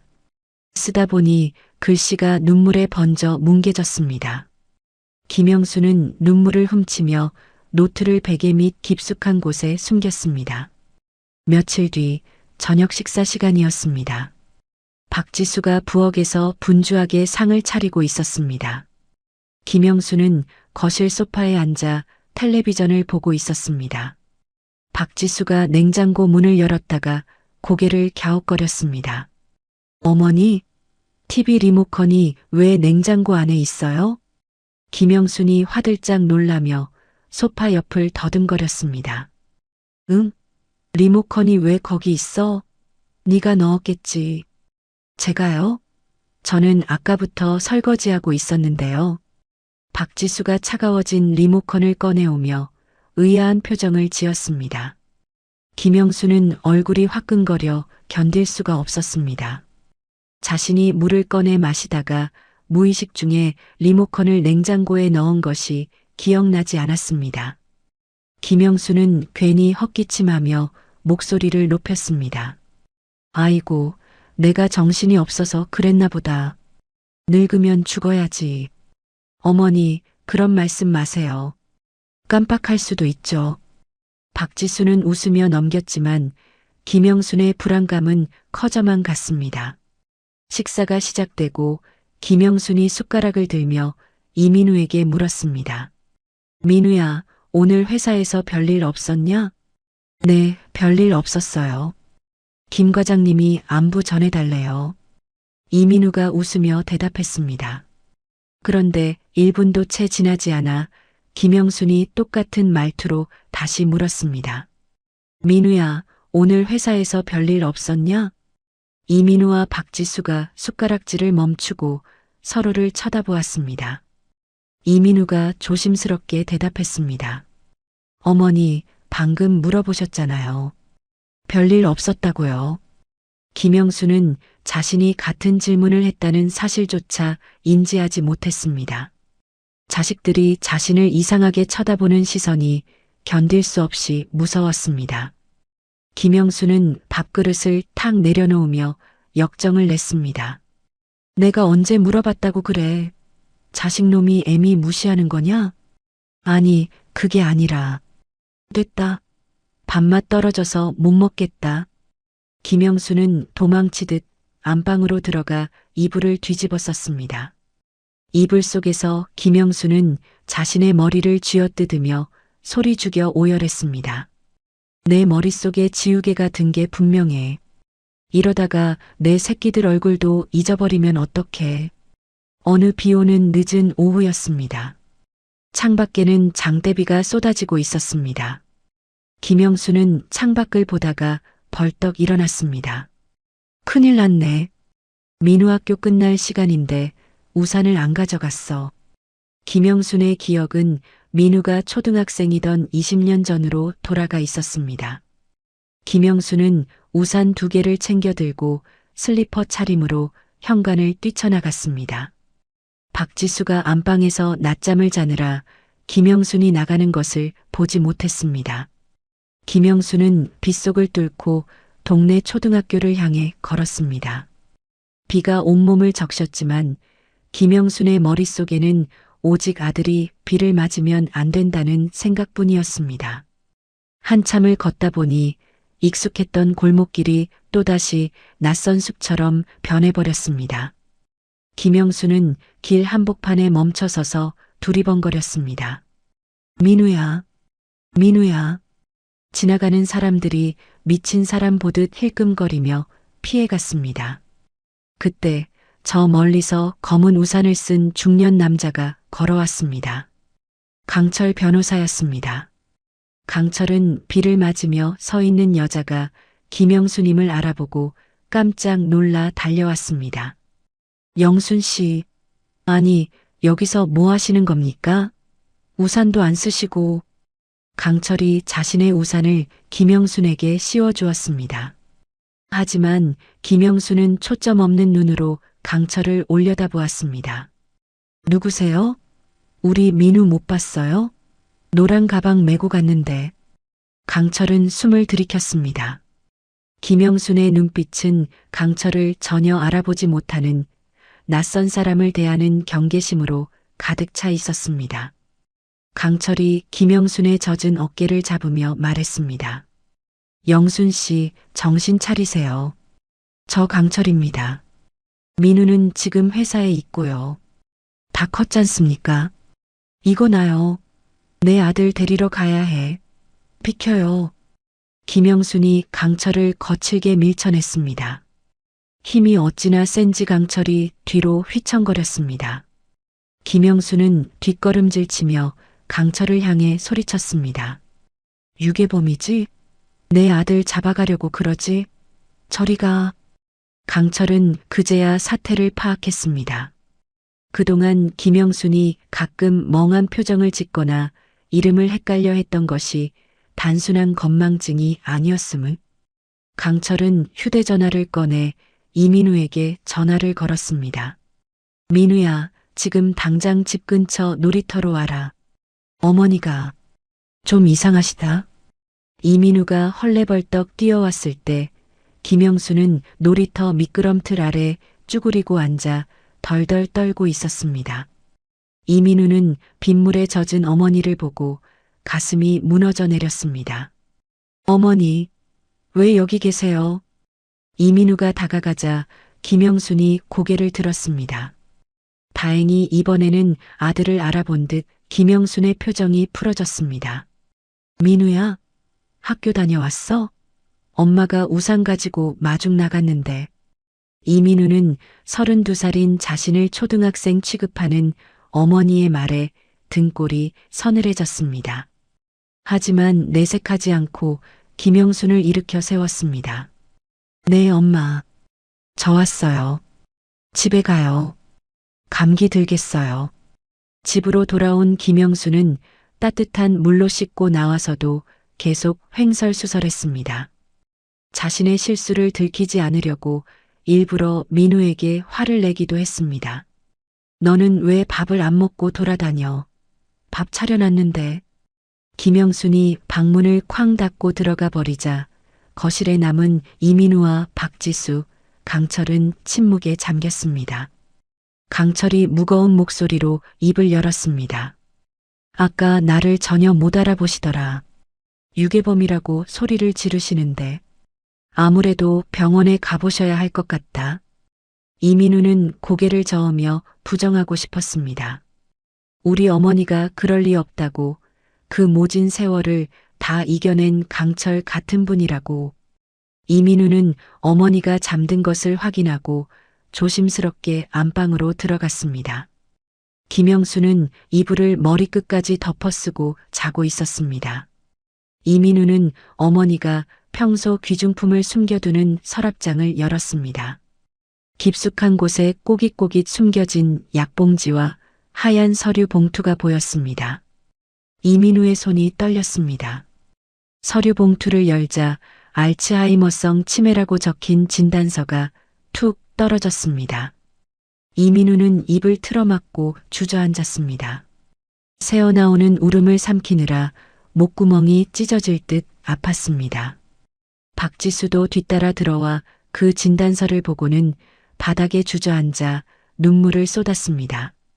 박지수의 시선이 베개 밑에 삐져나온 노트 귀퉁이에 머물렀습니다. 박지수가 조심스럽게 노트를 꺼내 펼쳤습니다. 지수는 생선 비린내 싫어함. 조림할 때 생강 많이 넣기. 우리 손주 태어나면 이필 베네쩌고리 만드는 법. 빗둘배뚤한 글씨로 가득 채워진 노트는 온통 자식들 걱정뿐이었습니다. 정작 자기 자신을 위한 기록은 단 한 줄도 없었습니다. 이민우는 어머니의 약봉지를 가슴에 품고 오열했습니다. 엄마, 바보같이 혼자서 얼마나 무서웠으면. 거실에 있던 강철도 방 안에서 들려오는 울음소리에 고개를 떨구었습니다. 김영수는 자식들의 통곡 소리를 듣고 있었지만 눈을 뜨지 못했습니다. 이불 속에서 김영순의 눈에서도 뜨거운 눈물이 베개를 적시고 있었습니다.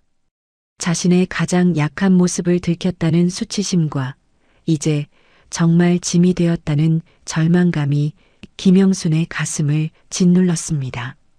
밤새 내리는 빗소리만이 가족의 슬픔을 위로하듯 창문을 두드리고 있었습니다.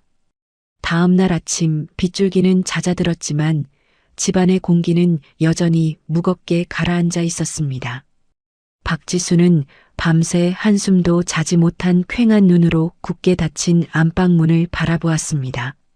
심호흡을 크게 한번 내쉰 박지수가 떨리는 손으로 문고리를 돌렸습니다. 방 안은 어둠침침했습니다. 김영수는 침대 구석에 등을 돌리고 누워 미동도 하지 않고 있었습니다. 박지수가 조심스럽게 다가가 김영순의 침대맡에 앉았습니다.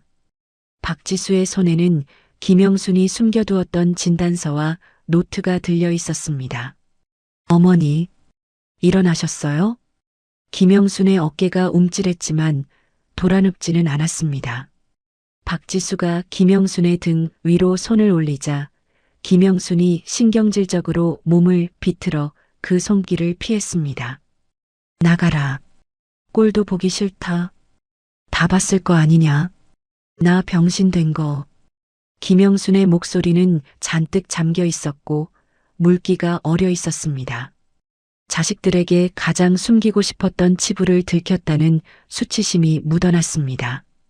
이민우가 박지수의 뒤를 따라 들어와 무릎을 꿇고 앉았습니다. 이민우의 눈은 퉁퉁 부어 있었습니다. 엄마, 그런 말이 어디 있어요. 병신이라니요. 아프면 아프다고 말을 했어야죠. 김영순이 벌떡 일어나 앉으며 소리쳤습니다. 말하면 뭐가 달라지냐? 너희들 앞길 창창한데 똥오줌 받아내라고? 난 못한다. 죽어도 짐 되긴 싫어. 김영수는 헝클어진 머리를 쥐어뜯으며 악을 썼습니다. 당장 요양원 알아봐라. 내 발로 들어갈 테니까. 너희들 발목 잡기 전에 내 발로 갈 거야. 김영순이 침대에서 내려오려 하자 박지수가 김영순의 허리를 와락 끌어안았습니다. 박지수는 김영순의 가슴에 얼굴을 묻고 울음을 터뜨렸습니다. 절대 안 돼요. 못 가요. 어머니가 저 살려주셨잖아요. 그 지옥 같은 곳에서 저 꺼내주셨잖아요. 박지수의 외침에 김영순의 몸이 굳어졌습니다. 박지수가 고개를 들고 눈물 범벅이 된 얼굴로 김영순을 똑바로 쳐다보았습니다. 어머니가 국그릇 바꿔서 제 목숨 구해주셨어요. 이번엔 제가 어머니 살려드릴 거예요. 제발 저버리지 마세요. 김영순의 눈동자가 흔들렸습니다. 상견례 날 독이 든 국을 보고 망설임 없이 손을 뻗었던 그날의 기억이 흐릿하게 스쳐 지나갔습니다.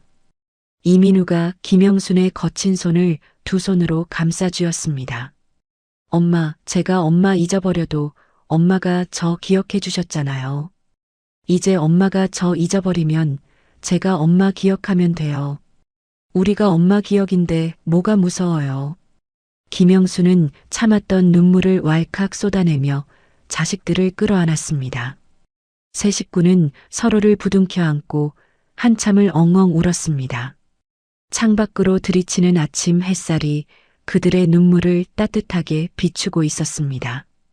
그날 이후 김영순의 집 풍경은 완전히 바뀌었습니다. 이민우는 회사에 장기 휴직계를 내고 국밥집 리모델링 공사에 매달렸습니다. 영업을 위한 가게가 아니라 김영순이 가장 익숙하고 편안하게 느낄 수 있는 놀이터 같은 공간을 만들기 위해서였습니다. 박지수는 서점에서 치매 간병 관련 서적을 잔뜩 사와 밑줄을 그어가며 공부했습니다. 박지수는 김영순의 일거수일투족을 기록하는 관찰 일지를 쓰기 시작했습니다. 어느 날 오후 거실에는 색색의 색종이와 퍼즐이 어지럽게 널려 있었습니다. 박지수가 김영순의 손에 색종이를 쥐어주며 밝게 웃었습니다. 자, 어머니. 오늘은 빨간색 종이접기 하는 날이에요. 저 따라서 한번 접어보세요. 김영수는 입을 삐죽거리며 색종이를 만지작거렸습니다. 애도 아니고 이런 걸 뭐하러 하냐? 귀찮게. 어머니, 이거 손 많이 움직여야 뇌가 튼튼해진대요. 빨리요. 다 하시면 제가 맛있는 호떡 구워드릴게요. 호떡이라는 말에 김영순의 눈이 반짝였습니다. 김영순은 어린아이처럼 혀를 내밀고 집중해서 종이약을 접기 시작했습니다. 삐뚤빼뚤하지만 제법 모양을 갖춘 종이약이 완성되자 박지수가 물개박수를 쳤습니다. 와, 우리 어머니 솜씨 안 죽으셨네. 최고예요. 김영수는 쑥스러운 듯 코를 훌쩍였지만 입가에는 미소가 번졌습니다. 그때 현관문이 열리고 강철 변호사가 들어왔습니다. 강철의 손에는 옛날 교복과 낡은 사진첩이 들려 있었습니다. 영순 씨, 오늘 날씨도 좋은데 저랑 데이트나 하러 갑시다. 강철이 호탕하게 웃으며 말했습니다. 김영순이 눈을 동그랗게 뜨고 강철을 쳐다보았습니다. 다행히 오늘은 강철을 알아보는 날인 듯 했습니다. 변호사 양반 오셨네. 데이트는 무슨 주책이셔. 아니, 의사 선생님이 그러시던데요. 옛날 추억이 많은 곳을 가면 뇌세포가 춤을 춘다고요. 제가 모실 테니 갑시다. 강철은 김영순을 차에 태우고 그녀가 처녀 시절 살았던 동네와 국밥집을 처음 열었던 시장 골목을 돌아다녔습니다. 차창 밖으로 스쳐가는 익숙한 풍경들에 김영순의 표정이 편안해졌습니다. 김영순은 간판이 바뀐 가게들을 보며 옛날 이야기를 술술 풀어냈습니다. 저기 저 자리가 원래 쌀집이었는데 쌀집 아저씨가 참 구두쇠였지. 강철은 김영순의 말장단에 맞장구를 치며 그녀의 기억 조각들을 하나하나 주워 담아주었습니다. 집으로 돌아온 김영순의 얼굴은 한결 생기가 돌았습니다. 가족들의 지극정성 덕분인지 김영순의 병세 진행 속도는 눈에 띄게 느려졌습니다. 가끔 멍하니 허공을 응시하거나 엉뚱한 말을 하기도 했지만 예전처럼 공격적이거나 불안해하는 모습은 사라졌습니다. 어느 날 저녁 이민우는 거실에 카메라를 설치하고 있었습니다. 어머니와의 추억을 기록하기 위해 유튜브 채널을 개설하기로 마음먹었기 때문입니다. 김영순이 신기한 듯 카메라 렌즈를 들여다보았습니다. 이게 뭐냐? 내 얼굴이 텔레비전에 나오는 거냐? 네, 엄마. 엄마 요리하는 거 찍어서 사람들한테 보여줄 거예요. 엄마 국밥이 얼마나 맛있는지 세상 사람들이 다 알아야죠. 김영수는 앞치마 매무새를 다듬으며 짐짓 거만한 표정을 지었습니다. 내 비법은 며느리한테도 안 가르쳐 주는 건데. 비싼 건데. 에이, 어머니. 저 다 배웠거든요. 박지수가 옆에서 웃으며 거들었습니다. 촬영이 시작되고 김영순이 도마 앞에 섰습니다. 김영순의 눈빛이 달라졌습니다. 방금 전까지 가스 불 켜는 순서도 헷갈려하던 김영순이었지만 칼을 잡는 순간만큼은 30년 경력의 베테랑 요리사로 돌아왔습니다. 탁탁탁탁. 경쾌한 칼질 소리가 주방을 가득 채웠습니다. 김영수는 계량컵도 없이 눈대중으로 소금을 뿌리고 간장을 둘렀습니다. 이민우가 카메라를 들이대며 물었습니다. 엄마, 지금 소금 얼마나 넣으신 거예요? 그냥 적당히 넣는 거지. 손이 알지 머리가 아냐? 김영순의 투박한 대답에 이민우와 박지수가 웃음을 터뜨렸습니다. 완성된 국밥을 맛본 박지수가 엄지손가락을 치켜 세웠습니다. 역시 어머니 손맛은 아무도 못 따라가요. 기억은 잊어도 손은 기억하나 봐요. 이 영상은 유튜브에 올라가자마자 폭발적인 반응을 얻었습니다. 치매 어머니의 기억을 담은 국밥이라는 제목의 영상에는 수천 개의 응원 댓글이 달렸습니다. 이민우가 김영순에게 댓글을 하나하나 읽어주었습니다. 여기 보세요. 어머니 웃는 모습이 너무 고우세요. 저도 치매 걸린 아버지 모시고 사는데 힘이 됩니다라고 하네요. 김영수는 화면 속 자신의 모습을 보며 눈시울을 붉혔습니다. 자신이 쓸모없는 존재가 아니라 누군가에게 위로가 될 수 있다는 사실이 김영순을 다시 살게 했습니다. 김영순의 자존감이 높아지자 잃어버렸던 웃음도 되찾았습니다. 계절이 바뀌어 봄 기운이 완연한 어느 날이었습니다. 박지수가 소파에 누워 풋잠이 들어 있었습니다. 김영수는 돋보기를 쓰고 박지수의 얼굴을 물끄러미 바라보고 있었습니다. 박지수가 인기척에 눈을 떴습니다. 어머니, 왜 그렇게 쳐다보세요? 제 얼굴에 뭐 묻었어요? 김영수는 대답 대신 박지수의 배 쪽으로 시선을 옮겼습니다. 아직 티도 나지 않는 납작한 배였습니다. 김영순이 조심스럽게 박지수의 배 위에 손을 얹었습니다. 김영순의 손바닥에서 따뜻한 온기가 전해졌습니다. 아가, 여기에 아주 귀한 손님이 와 있구나. 박지수가 놀란 눈으로 몸을 일으켰습니다. 사실 며칠 전부터 몸이 나른하고 속이 좋지 않아 혹시나 하던 참이었습니다. 하지만 아직 테스트기도 해보지 않았기에 아무에게도 말하지 않았습니다. 어머니, 그게 무슨 말씀이세요? 김영수는 확신에 찬 눈빛으로 박지수를 보며 빙그레 웃었습니다. 할미는 다 안다. 뱃속에서 콩닥콩닥 하는 소리가 들리는데 모를까봐. 복덩이다, 복덩이. 박지수의 가슴이 쿵쾅거렸습니다. 그날 오후 박지수는 이민우와 함께 산부인과를 찾았습니다.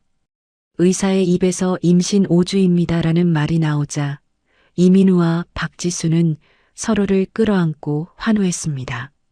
집으로 돌아온 두 사람은 김영순 앞에 초음파 사진을 내밀었습니다. 콩알만한 점이 찍힌 흑백 사진이었습니다. 김영순은 사진을 받아들고 손을 떨었습니다. 흐릿해져 가던 김영순의 눈동자에 생생한 빛이 돌아왔습니다. 아이고, 내 새끼의 새끼가 왔네. 김영순은 사진에 볼을 비비며 눈물을 흘렸습니다. 그러더니 갑자기 자리에서 벌떡 일어났습니다. 김영순이 서랍장에서 운동화 끈을 꺼내 단단히 동여매기 시작했습니다. 엄마, 어디 가시게요? 이민우가 묻자 김영순이 비장한 표정으로 주먹을 불끈 쥐었습니다. 운동하러 간다. 내 정신줄 놓으면 안 되지. 우리 손주 똥기저귀라도 갈아주려면 할미가 건강해야 해. 나 이제 정신 똑바로 차릴 거다. 김영순의 목소리에는 그 어느 때보다 강한 의지가 담겨 있었습니다. 지워져 가던 기억의 빈자리를 태어날 생명에 대한 사랑과 책임감이 채우기 시작한 것입니다.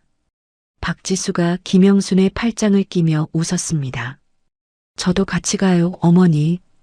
햇볕 쐬면 아기도 좋아할 거예요. 그래, 같이 가자. 내 며느리 넘어지면 큰일 나니까 내가 딱 붙어서 지켜줘야지.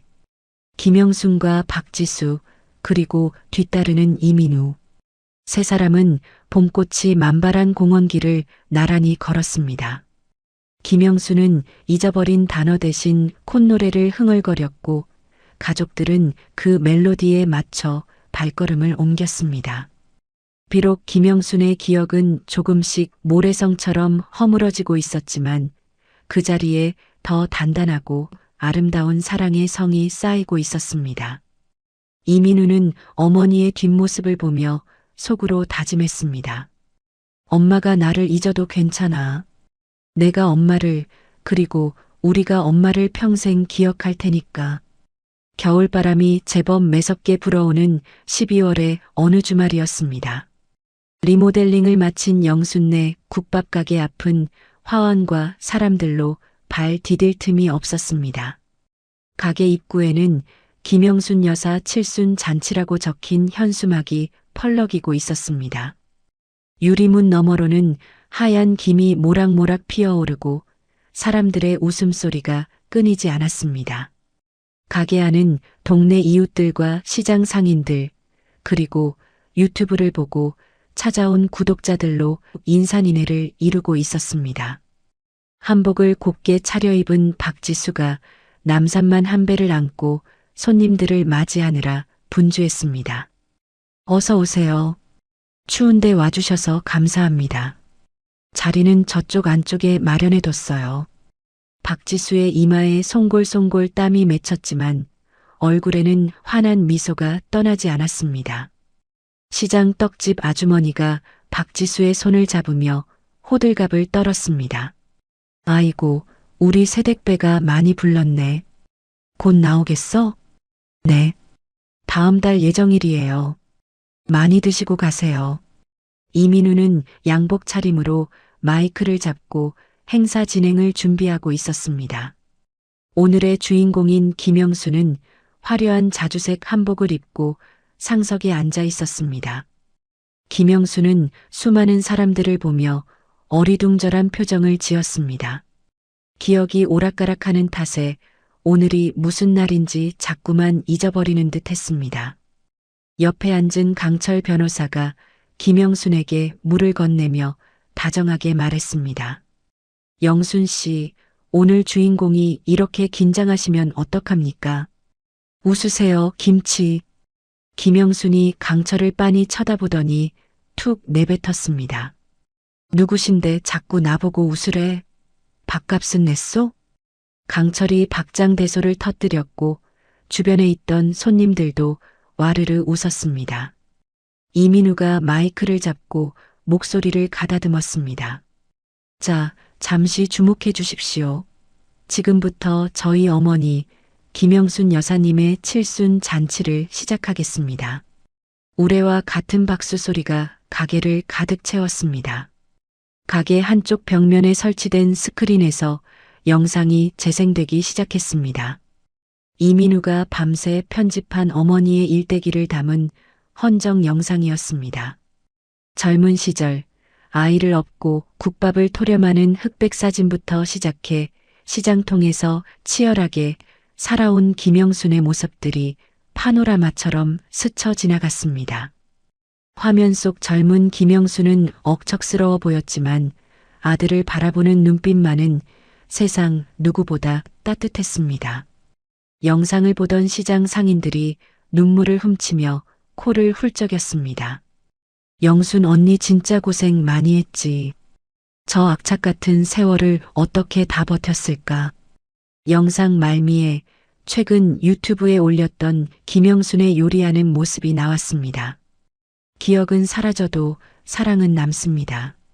자막과 함께 영상이 끝나자 장내는 숙연한 감동으로 물들었습니다. 김영순은 스크린 속 자신의 모습을 멍하니 바라보다가 쑥스러운 듯 손사래를 쳤습니다. 아이고 남사스러워라. 저런 걸 뭐하러 틀어. 이민우가 눈시울을 붉히며 다시 마이크를 잡았습니다. 저희 어머니는 국그릇 하나로 제 인생을 그리고 우리 가족을 지키셨습니다. 어머니가 안 계셨다면 지금의 저희도 없었을 겁니다. 어머니 존경하고 사랑합니다. 이민우가 김영순을 향해 큰 절을 올렸습니다. 김영순은 얼른 일어나 아들을 일으켜 세우며 등을 두드렸습니다. 일어나라. 바닥 찬데 뭐하는 짓이야. 양복 무릎 나온다. 투박하지만 자식 걱정뿐인 그 한마디의 하객들은 다시 한번 웃음바다가 되었습니다. 그때 김영순이 갑자기 주방 쪽으로 성큼성큼 걸어갔습니다. 박지수가 놀라서 뒤따라갔습니다. 어머니, 어디 가세요? 아직 순서 안 끝났는데요. 김영순은 대답도 없이 주방에서 뚝배기 하나를 꺼내 들었습니다. 가마솥에서 펄펄 끓고 있는 육수를 국자로 정성스럽게 퍼담았습니다. 김이 모락모락 피어오르는 국밥 한 그릇이 완성되었습니다. 김영순은 뜨거운 뚝배기를 받침대에 받쳐들고 조심조심 홀로 걸어 나왔습니다. 장내가 조용해지며 모두의 시선이 김영순에게 집중되었습니다. 김영순은 비틀거리면서도 뚝배기를 꼭 쥐고 박지수 앞으로 다가갔습니다. 그리고 박지수의 앞에 국밥을 내려놓았습니다. 먹어라. 너 주려고 아까부터 따로 빼놨다. 박지수는 멍하니 국밥을 내려다보았습니다. 맑고 진한 국물 위에는 박지수가 좋아하는 파가 듬뿍 그리고 고기가 수북하게 올려져 있었습니다. 1년 전 상견례 날 자신을 죽음의 문턱에서 구했던 그 국그릇이 떠올랐습니다. 그때는 살기 위해 먹어야 했던 국이었지만 지금은 사랑으로 가득 채워진 국이었습니다. 박지수의 눈에서 눈물이 뚝뚝 떨어져 국물 위로 번졌습니다. 어머니, 저 먹으라고 끓이신 거예요? 그래. 뱃속에 있는 애가 배고프다고 아우성인데 애미가 굶으면 쓰나. 뜨거우니까 호호 불어서 먹어. 김영수는 앞치마 주머니에서 숟가락을 꺼내 박지수의 손에 쥐어주었습니다. 기억을 잃어가면서도 며느리와 손주를 먹여야 한다는 본능만은 뚜렷하게 남아있었던 것입니다. 박지수는 울면서 국밥을 한 숟가락 크게 떠서 입에 넣었습니다. 뜨거운 국물이 목을 타고 넘어가며 얼어붙었던 마음까지 녹여주었습니다. 맛있어요. 세상에서 제일 맛있어요, 어머니. 맛있으면 됐다. 체하지 말고 꼭꼭 씹어. 김영수는 그제야 안심한 듯 환하게 웃어 보였습니다. 그 모습에 강철 변호사가 눈물을 훔치며 자리에서 일어났습니다. 강철은 미리 준비해 온 감사패와 꽃다발을 들고 김영순에게 다가갔습니다. 영순 씨, 이건 제가 드리는 선물입니다. 당신은 내 생애 최고의 변호인이자 의뢰인이었습니다. 김영순은 꽃다발을 받아들고 향기를 맡으며 좋아했습니다. 꽃이 참 곱네. 근데 이 딱딱한 판때기는 뭐요? 도마로 쓰면 딱 좋겠네. 강철은 김영순의 농담에 껄껄 웃으며 말했습니다. 허허, 비싼 도마가 되겠군요. 마음대로 쓰십시오. 잔치 분위기가 무르익어가고 사람들이 한마디씩 해달라고 요청했습니다. 사장님, 노래 한 곡 하세요. 한 말씀 해주세요. 김영수는 쭈뼛거리며 마이크를 잡았습니다. 수많은 사람들의 시선이 부담스러운 듯 김영수는 한참 동안 입을 떼지 못했습니다. 이민우가 옆에서 작게 속삭였습니다. 엄마, 그냥 하고 싶은 말씀하세요. 편하게요. 김영순이 고개를 끄덕이고는 하객들을 천천히 둘러보았습니다. 흐릿한 기억 속에서도 익숙한 얼굴들이 하나둘 눈에 들어왔습니다. 평생 밥을 팔며 살아온 인생, 김영순에게 가장 중요한 인사는 딱 하나였습니다. 김영순이 입을 열었습니다. 다들 밥은 먹고 다니냐? 그 투박하고 짧은 한마디가 스피커를 타고 울려 퍼졌습니다. 순간 정적이 흐르더니 곧이어 우레와 같은 박수와 환호성이 터져 나왔습니다. 어떤 미사여구보다 진심이 담긴 김영순다운 인사였습니다. 눈물을 글썽이는 사람, 배를 잡고 웃는 사람, 엄지를 치켜 세우는 사람. 모두가 김영순의 그 따뜻한 안부에 위로를 받고 있었습니다. 김영순은 사람들의 반응이 신기한 듯 쑥스럽게 웃으며 덧붙였습니다. 배 골치 마라. 밥이 보약이다. 알았지? 네, 알겠습니다, 사장님. 사람들이 한 목소리로 대답했습니다. 잔치는 늦은 밤까지 이어졌고 손님들이 하나둘 돌아가기 시작했습니다. 텅 빈 가게에는 김영순과 가족들, 그리고 강철만이 남았습니다. 박지수는 부른 배를 어루만지며 의자에 기대앉아 있었고 이민우는 뒷정리를 하고 있었습니다. 김영수는 창가 테이블에 앉아 밖을 내다보고 있었습니다. 창밖에는 한방눈이 펑펑 쏟아지고 있었습니다. 가로등 불빛 아래로 흩날리는 눈송이가 마치 하얀 꽃가루처럼 아름다웠습니다. 이민우가 김영순의 어깨에 담요를 덮어주며 물었습니다. 엄마 안 피곤하세요? 이제 집에 가요. 김영순은 눈을 떼지 않고 중얼거렸습니다. 눈이 오네. 우리 민우 눈사람 만들어줘야 하는데. 김영순의 시간은 또다시 과거의 어느 겨울날로 돌아가 있었습니다. 이민우는 씁쓸한 미소를 지으며 김영순의 손을 잡았습니다. 내일 만들어요. 제가 아주 크게 만들어 드릴게요. 박지수가 다가와 김영순의 맞은편에 앉았습니다. 김영순이 박지수의 불룩 나온 배에 시선을 고정했습니다. 그리고 조심스럽게 손을 뻗어 배 위에 올렸습니다. 태아도 할머니의 손길을 느꼈는지 꿀렁하고 움직였습니다. 김영순의 눈이 휘둥그레졌습니다. 어머, 얘가 발길질을 하네. 힘이 아주 장사야. 박지수가 김영순의 손을 꼭 잡으며 말했습니다. 어머니, 이 아이 태어나면 이름 지어주실 거죠? 김영순은 곰곰이 생각에 잠겼습니다. 기억을 더듬는 듯 미간을 찌푸리다가 이내 편안한 표정으로 입을 열었습니다. 옹기, 옹기라고 해라. 옹기요? 따뜻할 온에 그릇 기자 써서요? 강철이 옆에서 거들었습니다. 김영순이 고개를 끄덕였습니다. 그래. 세상 사람들 배고프지 않게 따뜻하게 품어주는 그릇이 되라고. 나처럼 모진 그릇 말고 따뜻한 그릇. 이민우와 박지수는 서로를 마주보며 고개를 끄덕였습니다. 이민우가 눈시울을 붉히며 대답했습니다. 네, 엄마. 옹기라고 할게요. 정말 예쁜 이름이에요. 김영수는 만족스러운 듯 하품을 크게 했습니다. 긴 하루가 저물어가고 있었습니다. 김영수는 식탁 위에 놓인 빈 국밥 그릇을 물끄러미 바라보았습니다. 국물 한 방울 남기지 않고 싹 비운 그릇이 반짝반짝 빛나고 있었습니다.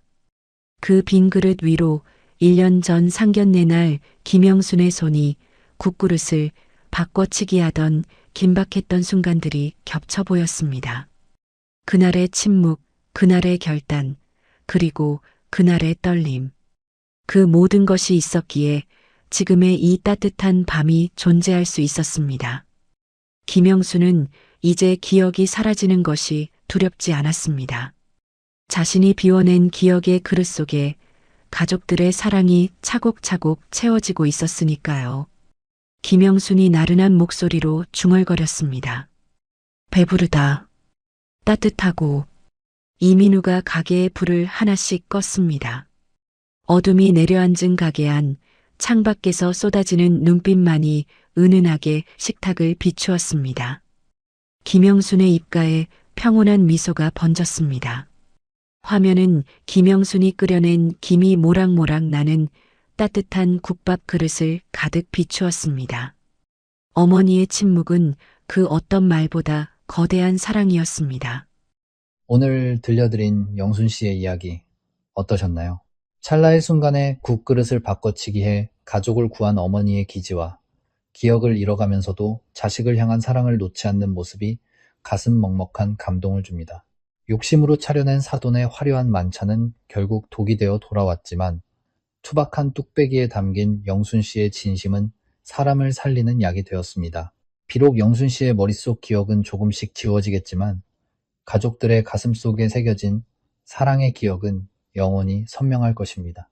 밥은 먹고 다니냐는 그 투박한 안부 인사가 오늘따라 유난히 더 따뜻하게 느껴지네요.